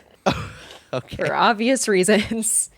World is lemons. So let's do peaches. Who starts? I'll start. I have many amazing things happening within the confines of my own home. The number one is we built a climbing dome for Audrey. We're homeschooling now for obvious reasons. And it's like this. It's like one of those little geodesic domes. You know, it's basically Yeah, like in the sand lines. in a park or something. Yeah, exactly like that.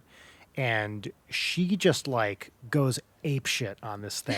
And she's like swing around, hang by one hand, racing around it in a circle. It's like it's amazing to watch her go. That's so fun. You know, 5 is such a crazy, wild age. She knows there's stuff going on in the world that's not great, but she's still as happy as a little clam and having a great time. Misses her friends, but is thrilled to be spending so much time with her parents. So, like, from her perspective, Love it. It's all good. So that's peach number 1. Peach number 2, again, a family thing. Rachel, my wife, she hasn't done it yet, but by the time this podcast goes out, she will. She filmed a little web series, basically called "Calls from My Mother During the Apocalypse," where so Rachel is Midwestern. She's from Minnesota, and she filmed it a while ago. Actually, Ethan Nestor, a guest on the show, shot it and directed it for her, with her. I should What, say. really? Yep. And she's had him for a while and just was kind of waiting to put him out. And then this happened, and she was like, "This feels like the time." So by the time this goes out, I'm sure she'll have a couple episodes out, and they're really, really cute. She's like she's not pretending to be her mother necessarily, but is like a Midwestern Minnesota mom and is talking about, you know, various apocalyptic scenarios. It's really cute. Oh my God, it's so good. Yep. And the third, real simple, I'm baking bread. I just made a sourdough starter yesterday. Oh, fuck yeah. And it's sitting kind of in the back on top of my dryer.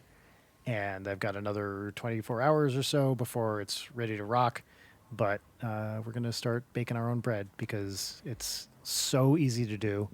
And Yeah, nothing better than like fresh bread hot out of the oven. Get a little bit of butter on there, a little preserves. It sounded like you got closer to the. It sounded like you got closer to the mic, like you're getting a little bit of butter. Yes, I did. Love it. you know, I do think, I know we weren't going to talk about it that much, but in this time, we have to be cognizant of what other people do and do not have. And we have the ability to bake bread, so I'm not going to buy bread from the store when I can just bake it myself. Sounds good. Hell yeah, that's a good mentality. Will, what are your peaches? I think first, like the most prevalent thing in my brain right now is that I've rediscovered Skyrim. I'm a passionate I'm a passionate fucking video game person, and that it's like it's this thing where like I'm very, how do I put this? I absorb things really, really deeply. It becomes a big part of being a musician or an artist of any kind. You just like internalize things in such a way that like it affects your mood for a very long time, or you carry things with you. And I end up like dreaming about Skyrim a lot, especially when I'm playing it so consistently. And it's just a world that feels really exciting and safe at the same time and really thrilling. And like my brother and I basically for the past 2 days, while this quarantine, I live with my brother, so while we've been quarantined and everything, I keep like we both keep nerding out about like the new PS5 that'll be coming out later, and how there's a new Elder Scrolls game that'll eventually be coming out for it. And it's just like, it's so inspiring to think about because of how great that series of games already is. And then I start thinking about deeper fantasy, and I start getting into these big mindsets of like how a video game, especially a deep fantasy or deeply narrative video game, can tell a story in such a way that so many people still don't experience. Like so many people don't understand how good and how in-depth it can be. So it in turn, playing Skyrim gets me like so passionate to do my own shit and to start making more music and do all this other stuff. So that's my first speech, is just fully feeling like the full inspiration wave from Skyrim. Second peach being that I'm very comfortably in the process of making my next record for Baths, which is That's fun. awesome. Yeah, it's very good. And the big difference and the actual peach of this is that I had a tip from a friend, Sadie, who's in the group Speedy Ortiz. She's like the mastermind of that band. And she recommended to me, because it was the last way she worked on I think her solo record, a Sad 13 record, that she set this goal for herself to like make a song every 2 weeks, like full-fledged, like all production, songwriting, like vocals, lyrics, take it as far as she can possibly go, and then shelve it, and then completely move on to the next thing, and then just make an entire record in that fashion. And for me, I am a solo producer, musician, whatever, so I have a similar task of making a record by myself all the time. All the music I make is pretty much me sitting in my bedroom alone figuring things out. And I have ADHD, and I have a very difficult time both time managing and like conceptually managing music that I make, especially when it comes to making a record. And the last record I made, I was thinking about the entire thing all at once, all the time. So any song I would work on, I was like, but how does it fit into the narrative of these 13 other songs? And like, how does it sound compared to these other songs? Which is great, but at the same time, for a brain like mine, it detracts from working on the song I'm currently working on, because I'm thinking about a bunch of other bullshit that isn't necessary. And so this method of doing something every 2 weeks has like completely changed my process. And I'm working more on music than I ever have in my life. And I like am thrilled about it. So it's like the biggest possible peach. It's my number 2 peach is huge and juicy. What a like excellent That's awesome. paradigm shift creatively when that kind of thing happens. I love Yeah, it. totally. So that has totally fucked my world up in the best way. And then third is, I think today was my first attempt at exercising during quarantine stuff in like a full-fledged workout way. And it went miserably because I haven't exercised in a week, and so I overdid it. But I did it. And so the whole thing is that once you start exercising, your stamina for whatever workout you're attempting builds and builds and builds. So I know that the next time I do it, I'll be able to go further with it, and I'll be in my zone again. And like the whole thing is, if I can like exercise comfortably, diet comfortably while all of this is happening, it's going to keep me like comfortable through the whole thing. So I'm excited, weirdly excited about whatever this future is right now for being stuck at home.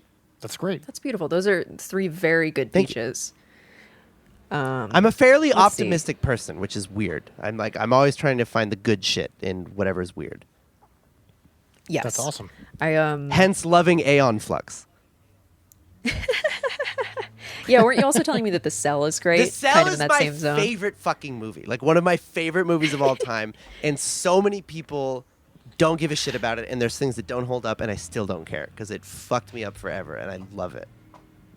That's true enjoyment of a movie, though. I think that really speaks to the quality of a thing where you're like, listen, I see the flaws here. I love it. Like that's I love it. When I hear recommendations from people, those are the ones that I get the most excited about. Of like, okay, you really like love The this. worst example of that is Jupiter Ascending. Like, it's the worst. You're so valid, It's though. the worst movie ever, but I fucking loved it because it's like flipping through one of the greatest concept art books you've ever put your eyes on. The movie is trash, but it's just it's so dense that for me, I never got bored. I was just like, this is beautiful. I can't stop looking at it. Well, that That's is the what, best. like, I like that movie too. And what I love about it is it Tight. takes chances like every 30 seconds. You're like, what? What? They're doing that? Oh, God, no. And That's it's just so like accurate. Yeah, you're just like, why? What is this? What's going on? He's Also, part dog? it is- What are you talking about? Yeah, it's like... It is... It's amazing. I think it was the 6th Wachowski siblings movie that had human harvesting, which was really funny. Oh, really? The 6th. I'm like an obsessive fan of theirs, but there's just They have so a much thing. of it. It's ridiculous. Yeah, they have a thing. Whether or not they know it, it's a thing. This is another digression, but one of my favorite things in the world is just like tracking what an artist is obsessed with. They're really into like human there's harvesting. a really fantastic speaking of Ari Aster and shit, there's a really fucking fabulous episode of the A24 podcast where it's Robert Eggers of The Witch and The Lighthouse and Ari Aster interviewing each other. But a thing Leighton that Ari told me Aster to listen talks to it, about and it was is- great. It's amazing. So early on in the episode, Ari Aster is talking about when he was a kid, like the thing in a horror movie that scared him the most was in Carrie when Piper Laurie is chasing Sissy Spacek around the house. And like you see that in every single one of his movies, including like his short films, especially. And it's just like fascinating how like that carries him through. And Robert Eggers talks about how even when he was a little kid, he was obsessed with like historical accuracy. It's really cute. I love noticing that stuff about directors, and it's really fun. That's great. Let's see. My first peach is that the other night I was like, I really want comforting food right now. I would like kill for some mashed potatoes. And I was like, wait, I can just make mashed potatoes. And, you know, you take 2 russet potatoes. It's so easy. And I got like some bacon fat in there. I cut up some bacon, got some cheese, and just like, oh, it was so wonderful. And I've like had mashed potatoes for too many meals now, and I love it. And then this morning I made potato pancakes with them and had a little egg on top of it. So good. Nice. Love it. Very basic peach there. And then second peach is getting to spend time with my dog. She's just like always on me, and I've been writing a lot, and so it's just like really delightful to have her sleeping on my lap or just snuggling up in the morning. Like I'll wake up and be like maybe, and then she immediately comes out of the covers and is like super excited and tail waggy. Oh my God. So yeah, I My love that. cat has been like overwhelmed because of it, because we're all home, and he's just like, Yeah. It's like, what are you doing here? He's not upset. He's just like activated, just very activated. Activated Yeah. captivated, whatever. And then my third peach, I think, is I'm very lucky to be doing a job that is largely writing, meaning I can be at home. But a lot of times when you are forcing yourself to write, it can be just like such a grind when it's not coming out. But I've been like very disciplined about it and very committed to doing like writing warm-ups. One of my favorite things that I love to do, because, you know, when you draw, you sketch first, otherwise your drawings are going to be shit. And when I realized that you have to do the same thing with writing, like no matter what you're doing, like you need to warm up with low stakes shit. It has like really changed the way that I write. So sometimes it's complete like stream of consciousness nonsense, or do like the artist's way, like morning pages thing, where you just write 3 pages longhand of stream of consciousness. But the one that I've been doing lately is you copy a chapter from a book that you like. It goes way quicker than you think it would. And it's just so like informative. I've been doing stuff from Stephen King books because that's kind of tonally what I'm doing right now. And it really gives you like not only Cool. understanding like why it's so effective, but it gives you a deeper appreciation like of the author and like the craftsmanship of Wow. it. And it's been like really making my writing a lot better. So I highly recommend that for anybody who's you'll like, copy an entire chapter of a Stephen King book before you start your own writing.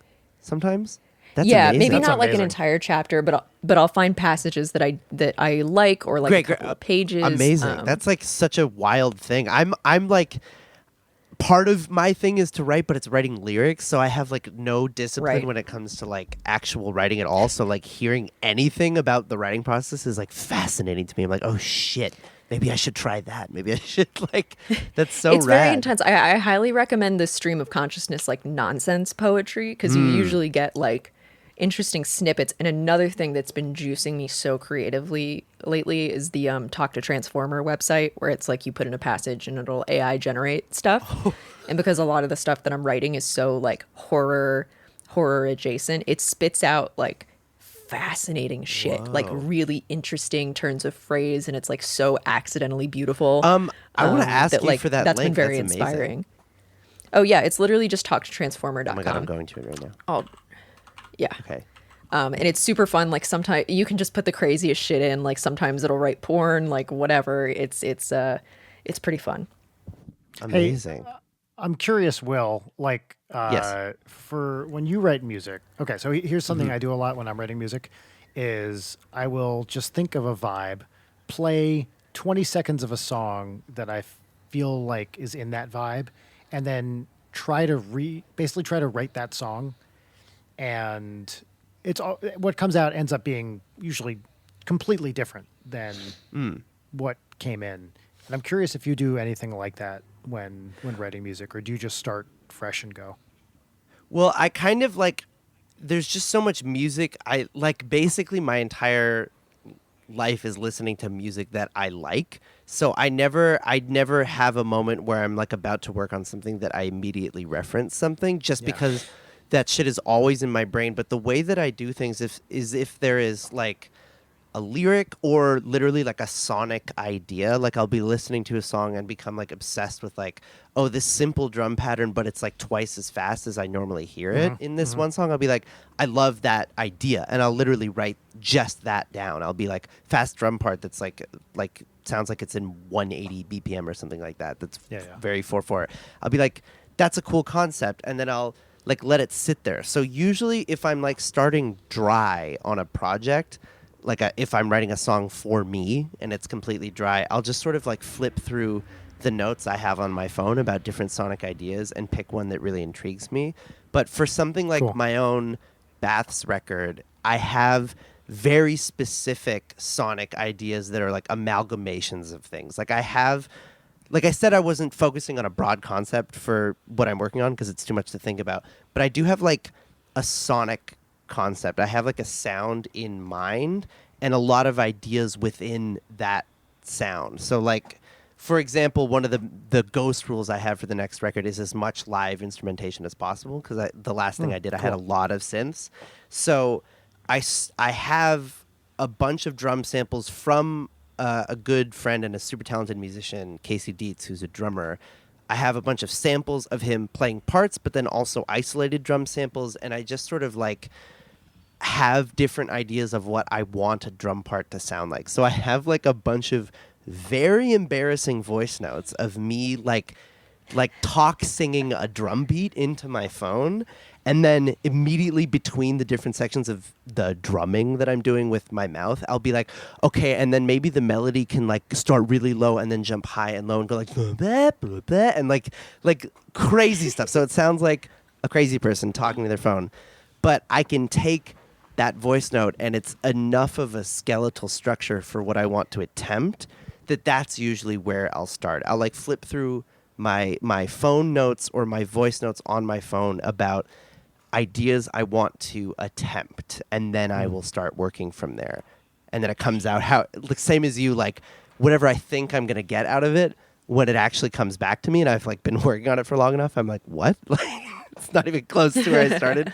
But it's always good for me to have like a structure like that to start with. And that's very much the Baths material. Like for when I'm doing something like Geotic, which is very typically ambient, I try to do nothing like that. I try to just mess around until something hits me, and then I start recording that. You know what I mean? It's fun to play with the way I start making a song. Yeah, I do the same thing. It's different every time. That's the thrill of it, especially if you're working by yourself. That's so great. Gosh, I could do just 3 more fucking hours on this. Like, I'm so fascinated by like music production stuff because it's so outside of my realm of knowledge. And actually, Will very kindly came over and taught me how to use Ableton, which I've tried making little beats in. She was doing really rad stuff already. Experience. All the shit that you already showed me that you're doing, I was like, you are doing it. You're having fun. The whole thing is like making music is not a tough thing. Even like, I have no idea or understanding of your own musical proficiency, Leighton. I'm talking very generally with people that you don't need to have like a musical proficiency to attempt making music. The whole thing is it's like any art form, you have to come at it from fun, which is a weird thing to tell people, especially when it's serious art. But it's like the more fun you have with it and the more you make it a thing that you enjoy, the easier it becomes to channel things that are real to you and real emotions and stuff. So it's like anytime somebody's trying to start making music and they're like, listen, I'm a deeply emotional person and I have all these things to say. And I'm like, that's great. And you will get there. But you have to make like a fun habit out of the art form. You have to do like goofy, bad, dumb shit for a long time and make horrible music that is fun for you for as long as you can. And then you'll start, like, stuff will just happen. Yeah. The art will just appear. Like with my own music, I often feel like I'm not a great musician. I just have good taste. You know what I mean? Like, Can't tell you how much I feel that. I love that. I can play. I can play a few instruments. I'm not amazing at any of them. Like, I'm good at piano, but I'm not like a classical amazing pianist or anything.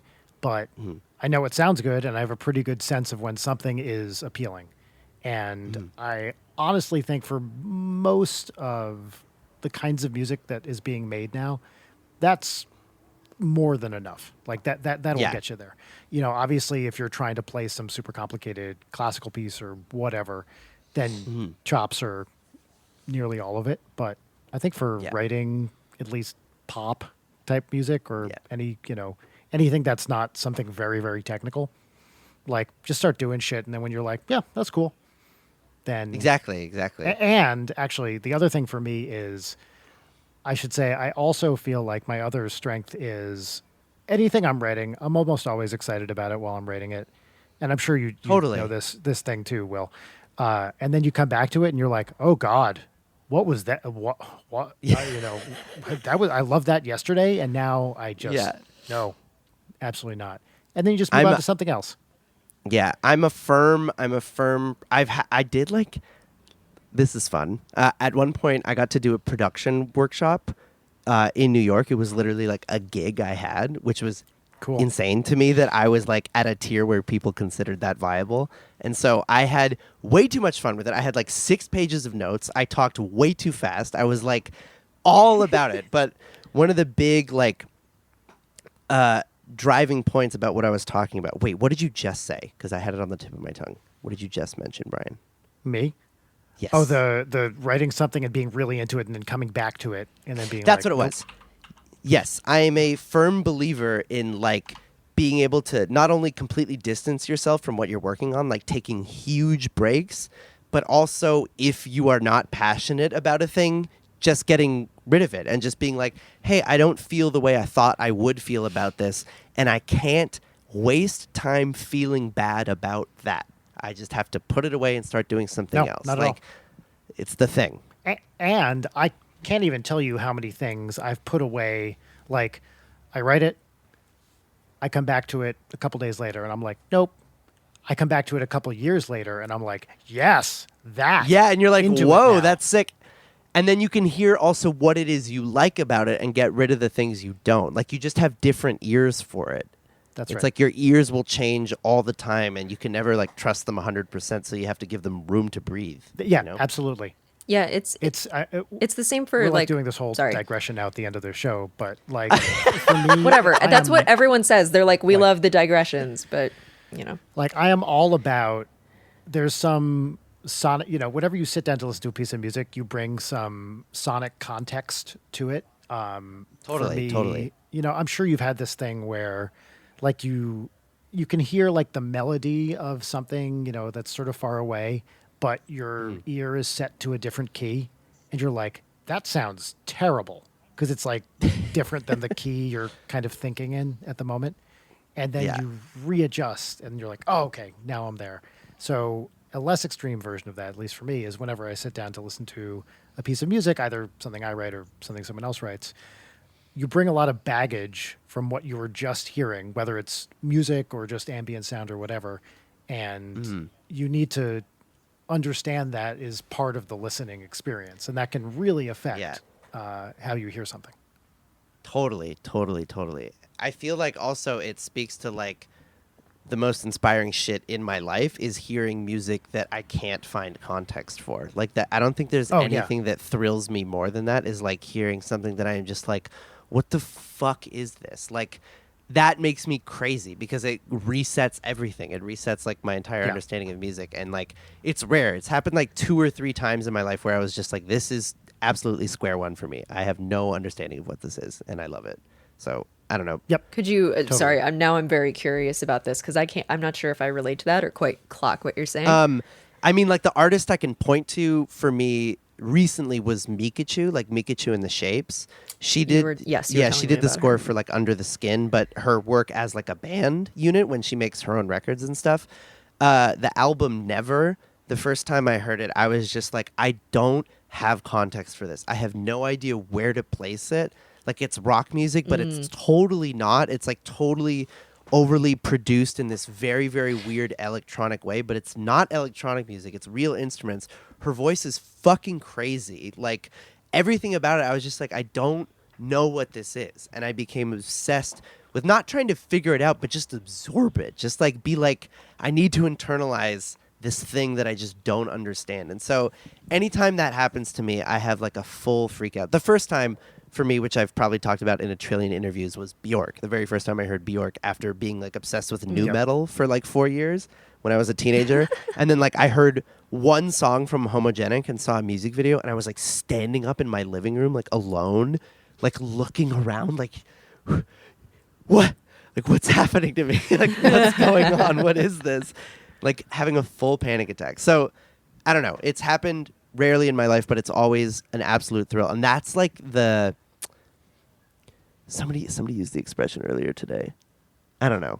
Whatever. It's like my chimera. It's like the holy grail for me. I'm always looking for just shit that I completely do not understand. Same with movies, same with video games, all of it. It's like, it's the thing that I'm always looking for. Yeah, you recommended one to me that I had like a diet version of that with, which was Pharmacon. Oh, like I got so into for live like, shows. That was that experience for me. I had never seen a live show like it. Yeah, and I can definitely see like the influence on your own live shows, which are like so unique and have such a wonderful energy to them. Thank you. And anyway, if you're ever around when there's a Baths concert, you should go because Will is a fucking amazing performer. Thank you very much. But yeah, if you want to get into Pharmacon, my favorite song of hers is, I think it's called "Nakedness of Need." It's just like horny screaming. So good. Her. I know we have like a million things that we're talking about. I'll do like a quick recap of like seeing her live. We were playing a music festival in Spain called Mira, M-I-R-A, and Morgan and I were just exploring, hanging out, and there was this cool girl backstage in like a leather jacket who like her outward appearance, it was important because it just didn't give off anything. She was so unpretentious in the best way possible, like didn't feel like a rock star or a super artist. She was somebody that very much blended kind of into the scene of what was happening backstage or around the festival, you know? It was just kind of this thing that like, it's important that I didn't notice her, you know what I mean? The very first time I saw her at the festival. And then we were backstage hanging out, Morgan and I, and just this fucking sound ripped through the entire festival. It was like the most aggressive thing I had ever heard. Like Morgan and I stopped mid-conversation with somebody and looked at each other like, yo, what the fuck is this? We have to go look at it right now. Was That's like amazing. what we looked at each other like. And we ran out to the side stage.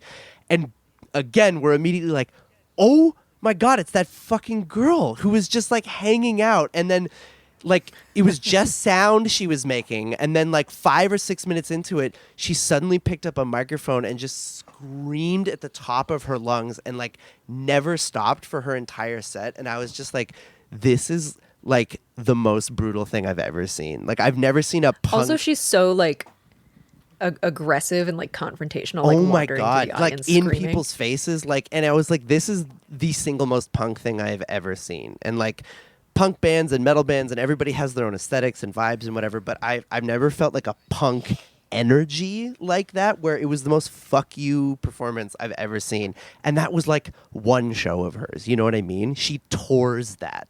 I couldn't believe it. Yeah, definitely look her up on YouTube because those videos are They're- absolutely yeah. fantastic. She's just so cool. That reminds me of, I think, the single coolest musical thing I've ever seen. I was in Tokyo, and I was there Love it. for physics, and I was there for a week or two, and I had a night off, and I was like, let me just go find some music thing. And I saw a listing for something called 3 drum, 3 piano. And I was like, fuck yeah, why not? Ooh. I have no idea what this is. Cool name, let's go see it. So I take the metro to Roppongi, and it's in this club, or it's, I don't even know, it wasn't a club. It was like a 5th sub-basement that you had to go way the fuck down. All concrete, just like total concrete. That's like And- classic Tokyo. Yes, it was literally Deep like basement. Blade 2. And, So sick. so I go down there, and it's like, it's this room which has just an actual pile of instruments, including 3 drum kits and 3 different types of keyboards, and they're just strewn about the room. And Whoa. like it's pretty late at night. I forget exactly when it started, but the thing is going, and it like so we're just waiting there. There's a group of people there. There were people would just slowly start to fill in, and about an hour past the build start time, this very, very small Japanese woman walks out, like under 5 feet tall, sits down at a drum kit and just starts shredding. Like there's no announcement that the show is starting. The room's full of people, and this woman sits down and just just goes insane. And it does this for generously 15 minutes, extended drum solo, no context for it. It's just going crazy. Another woman walks out, starts playing a separate drum set, just going ballistic. As far as I can tell, from all appearances, they can't even hear each other. Like they're just doing their own thing. And then a third woman, about the same stature as the other two, walks out, picks up an electric guitar, and starts doing like wildly distorted power chords on it. And then in the middle of it, and that goes on for a while, sort of like these dissonant, power chords, all these drums are just going fucking ballistic. These like building blocks. Yeah. Yeah. And then she starts singing Loving You is Easy Because You're Beautiful in a super high pitched, like, loving you. Yeah, like she's really getting up there. And then it just devolves into like free jazz crazy. So she does that whole song with the right chords on guitar, so she's not doing it totally dissonant. And then this just goes on into free jazz craziness for about an hour and a half. End of show. It was awesome. That sounds so good. Yeah, it was So great. wild. Like they weren't even acknowledging the audience. It was amazing. And that type of show, it just hits you like a brick wall where you're like, what the fuck is this? And then you have to like reevaluate everything. I love it. Yeah, because it was like, it's a foreign country. I've never been there before. It's in this very, weird sub-basement. And it, they're like, it was just, I had no idea what I was walking into. Like, for all I knew, it was a pop show or something. Yeah. Like, just like the title. And it So was rad. It was amazing. Yeah.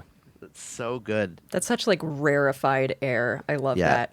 And this, I like want to keep talking. I'm having such a good time, and I think this conversation is fascinating. But this episode is going to be like 2.5 hours. It literally, long. I'm Yeah, I looking have at to the edit Skype this call, thing, and it so- is. It's 2.5 hours.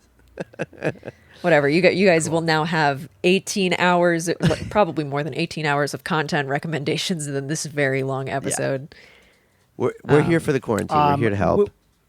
Yeah. Will, thank you so much for doing this, especially taking all this time to be on this thing. Of course, it was it a was- blast. I mean, Serious. I haven't seen you in like so long, so I it's really nice know. to just hang out. yeah, I just like, I live for this kind of thing where I can safely, I assume I can safely say this, that you are both deep nerds.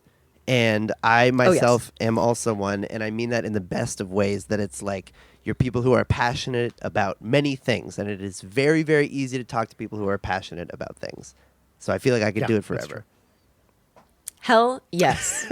Gosh. Can you tell people Will- one more time, Will, where Yeah. to find you? Sure. My name is Will Wiesenfeld. My artist name when I make music is Baths or Geotic, Baths or Geotic. And all of my socials like Facebook, Instagram, and Twitter are all the same, and that is at BATHSMUSIC, Baths Music. And I am very much on Twitter. I'm medium on Instagram, and I am barely on Facebook. You have like maybe one of my favorite Twitters. Well, thank you very much. It's just like constant good content. Yeah, it's not all music. It's very rarely music, in fact. It's like that's why at the beginning of the episode I asked like what's the hunk report? Yeah, like a lot Who are of the big chested boys. Yeah, beefy anime boys, beefy video game boys. That's usually how it goes. Okay. Thank you so much, Will. This has been delightful. course, thank y'all to for having me. listeners. Yeah. To listeners, thank you so much for tuning in. Please take care of yourselves, and we'll be thinking of you, and just look out for each other. We're gonna get through it. We're gonna be good.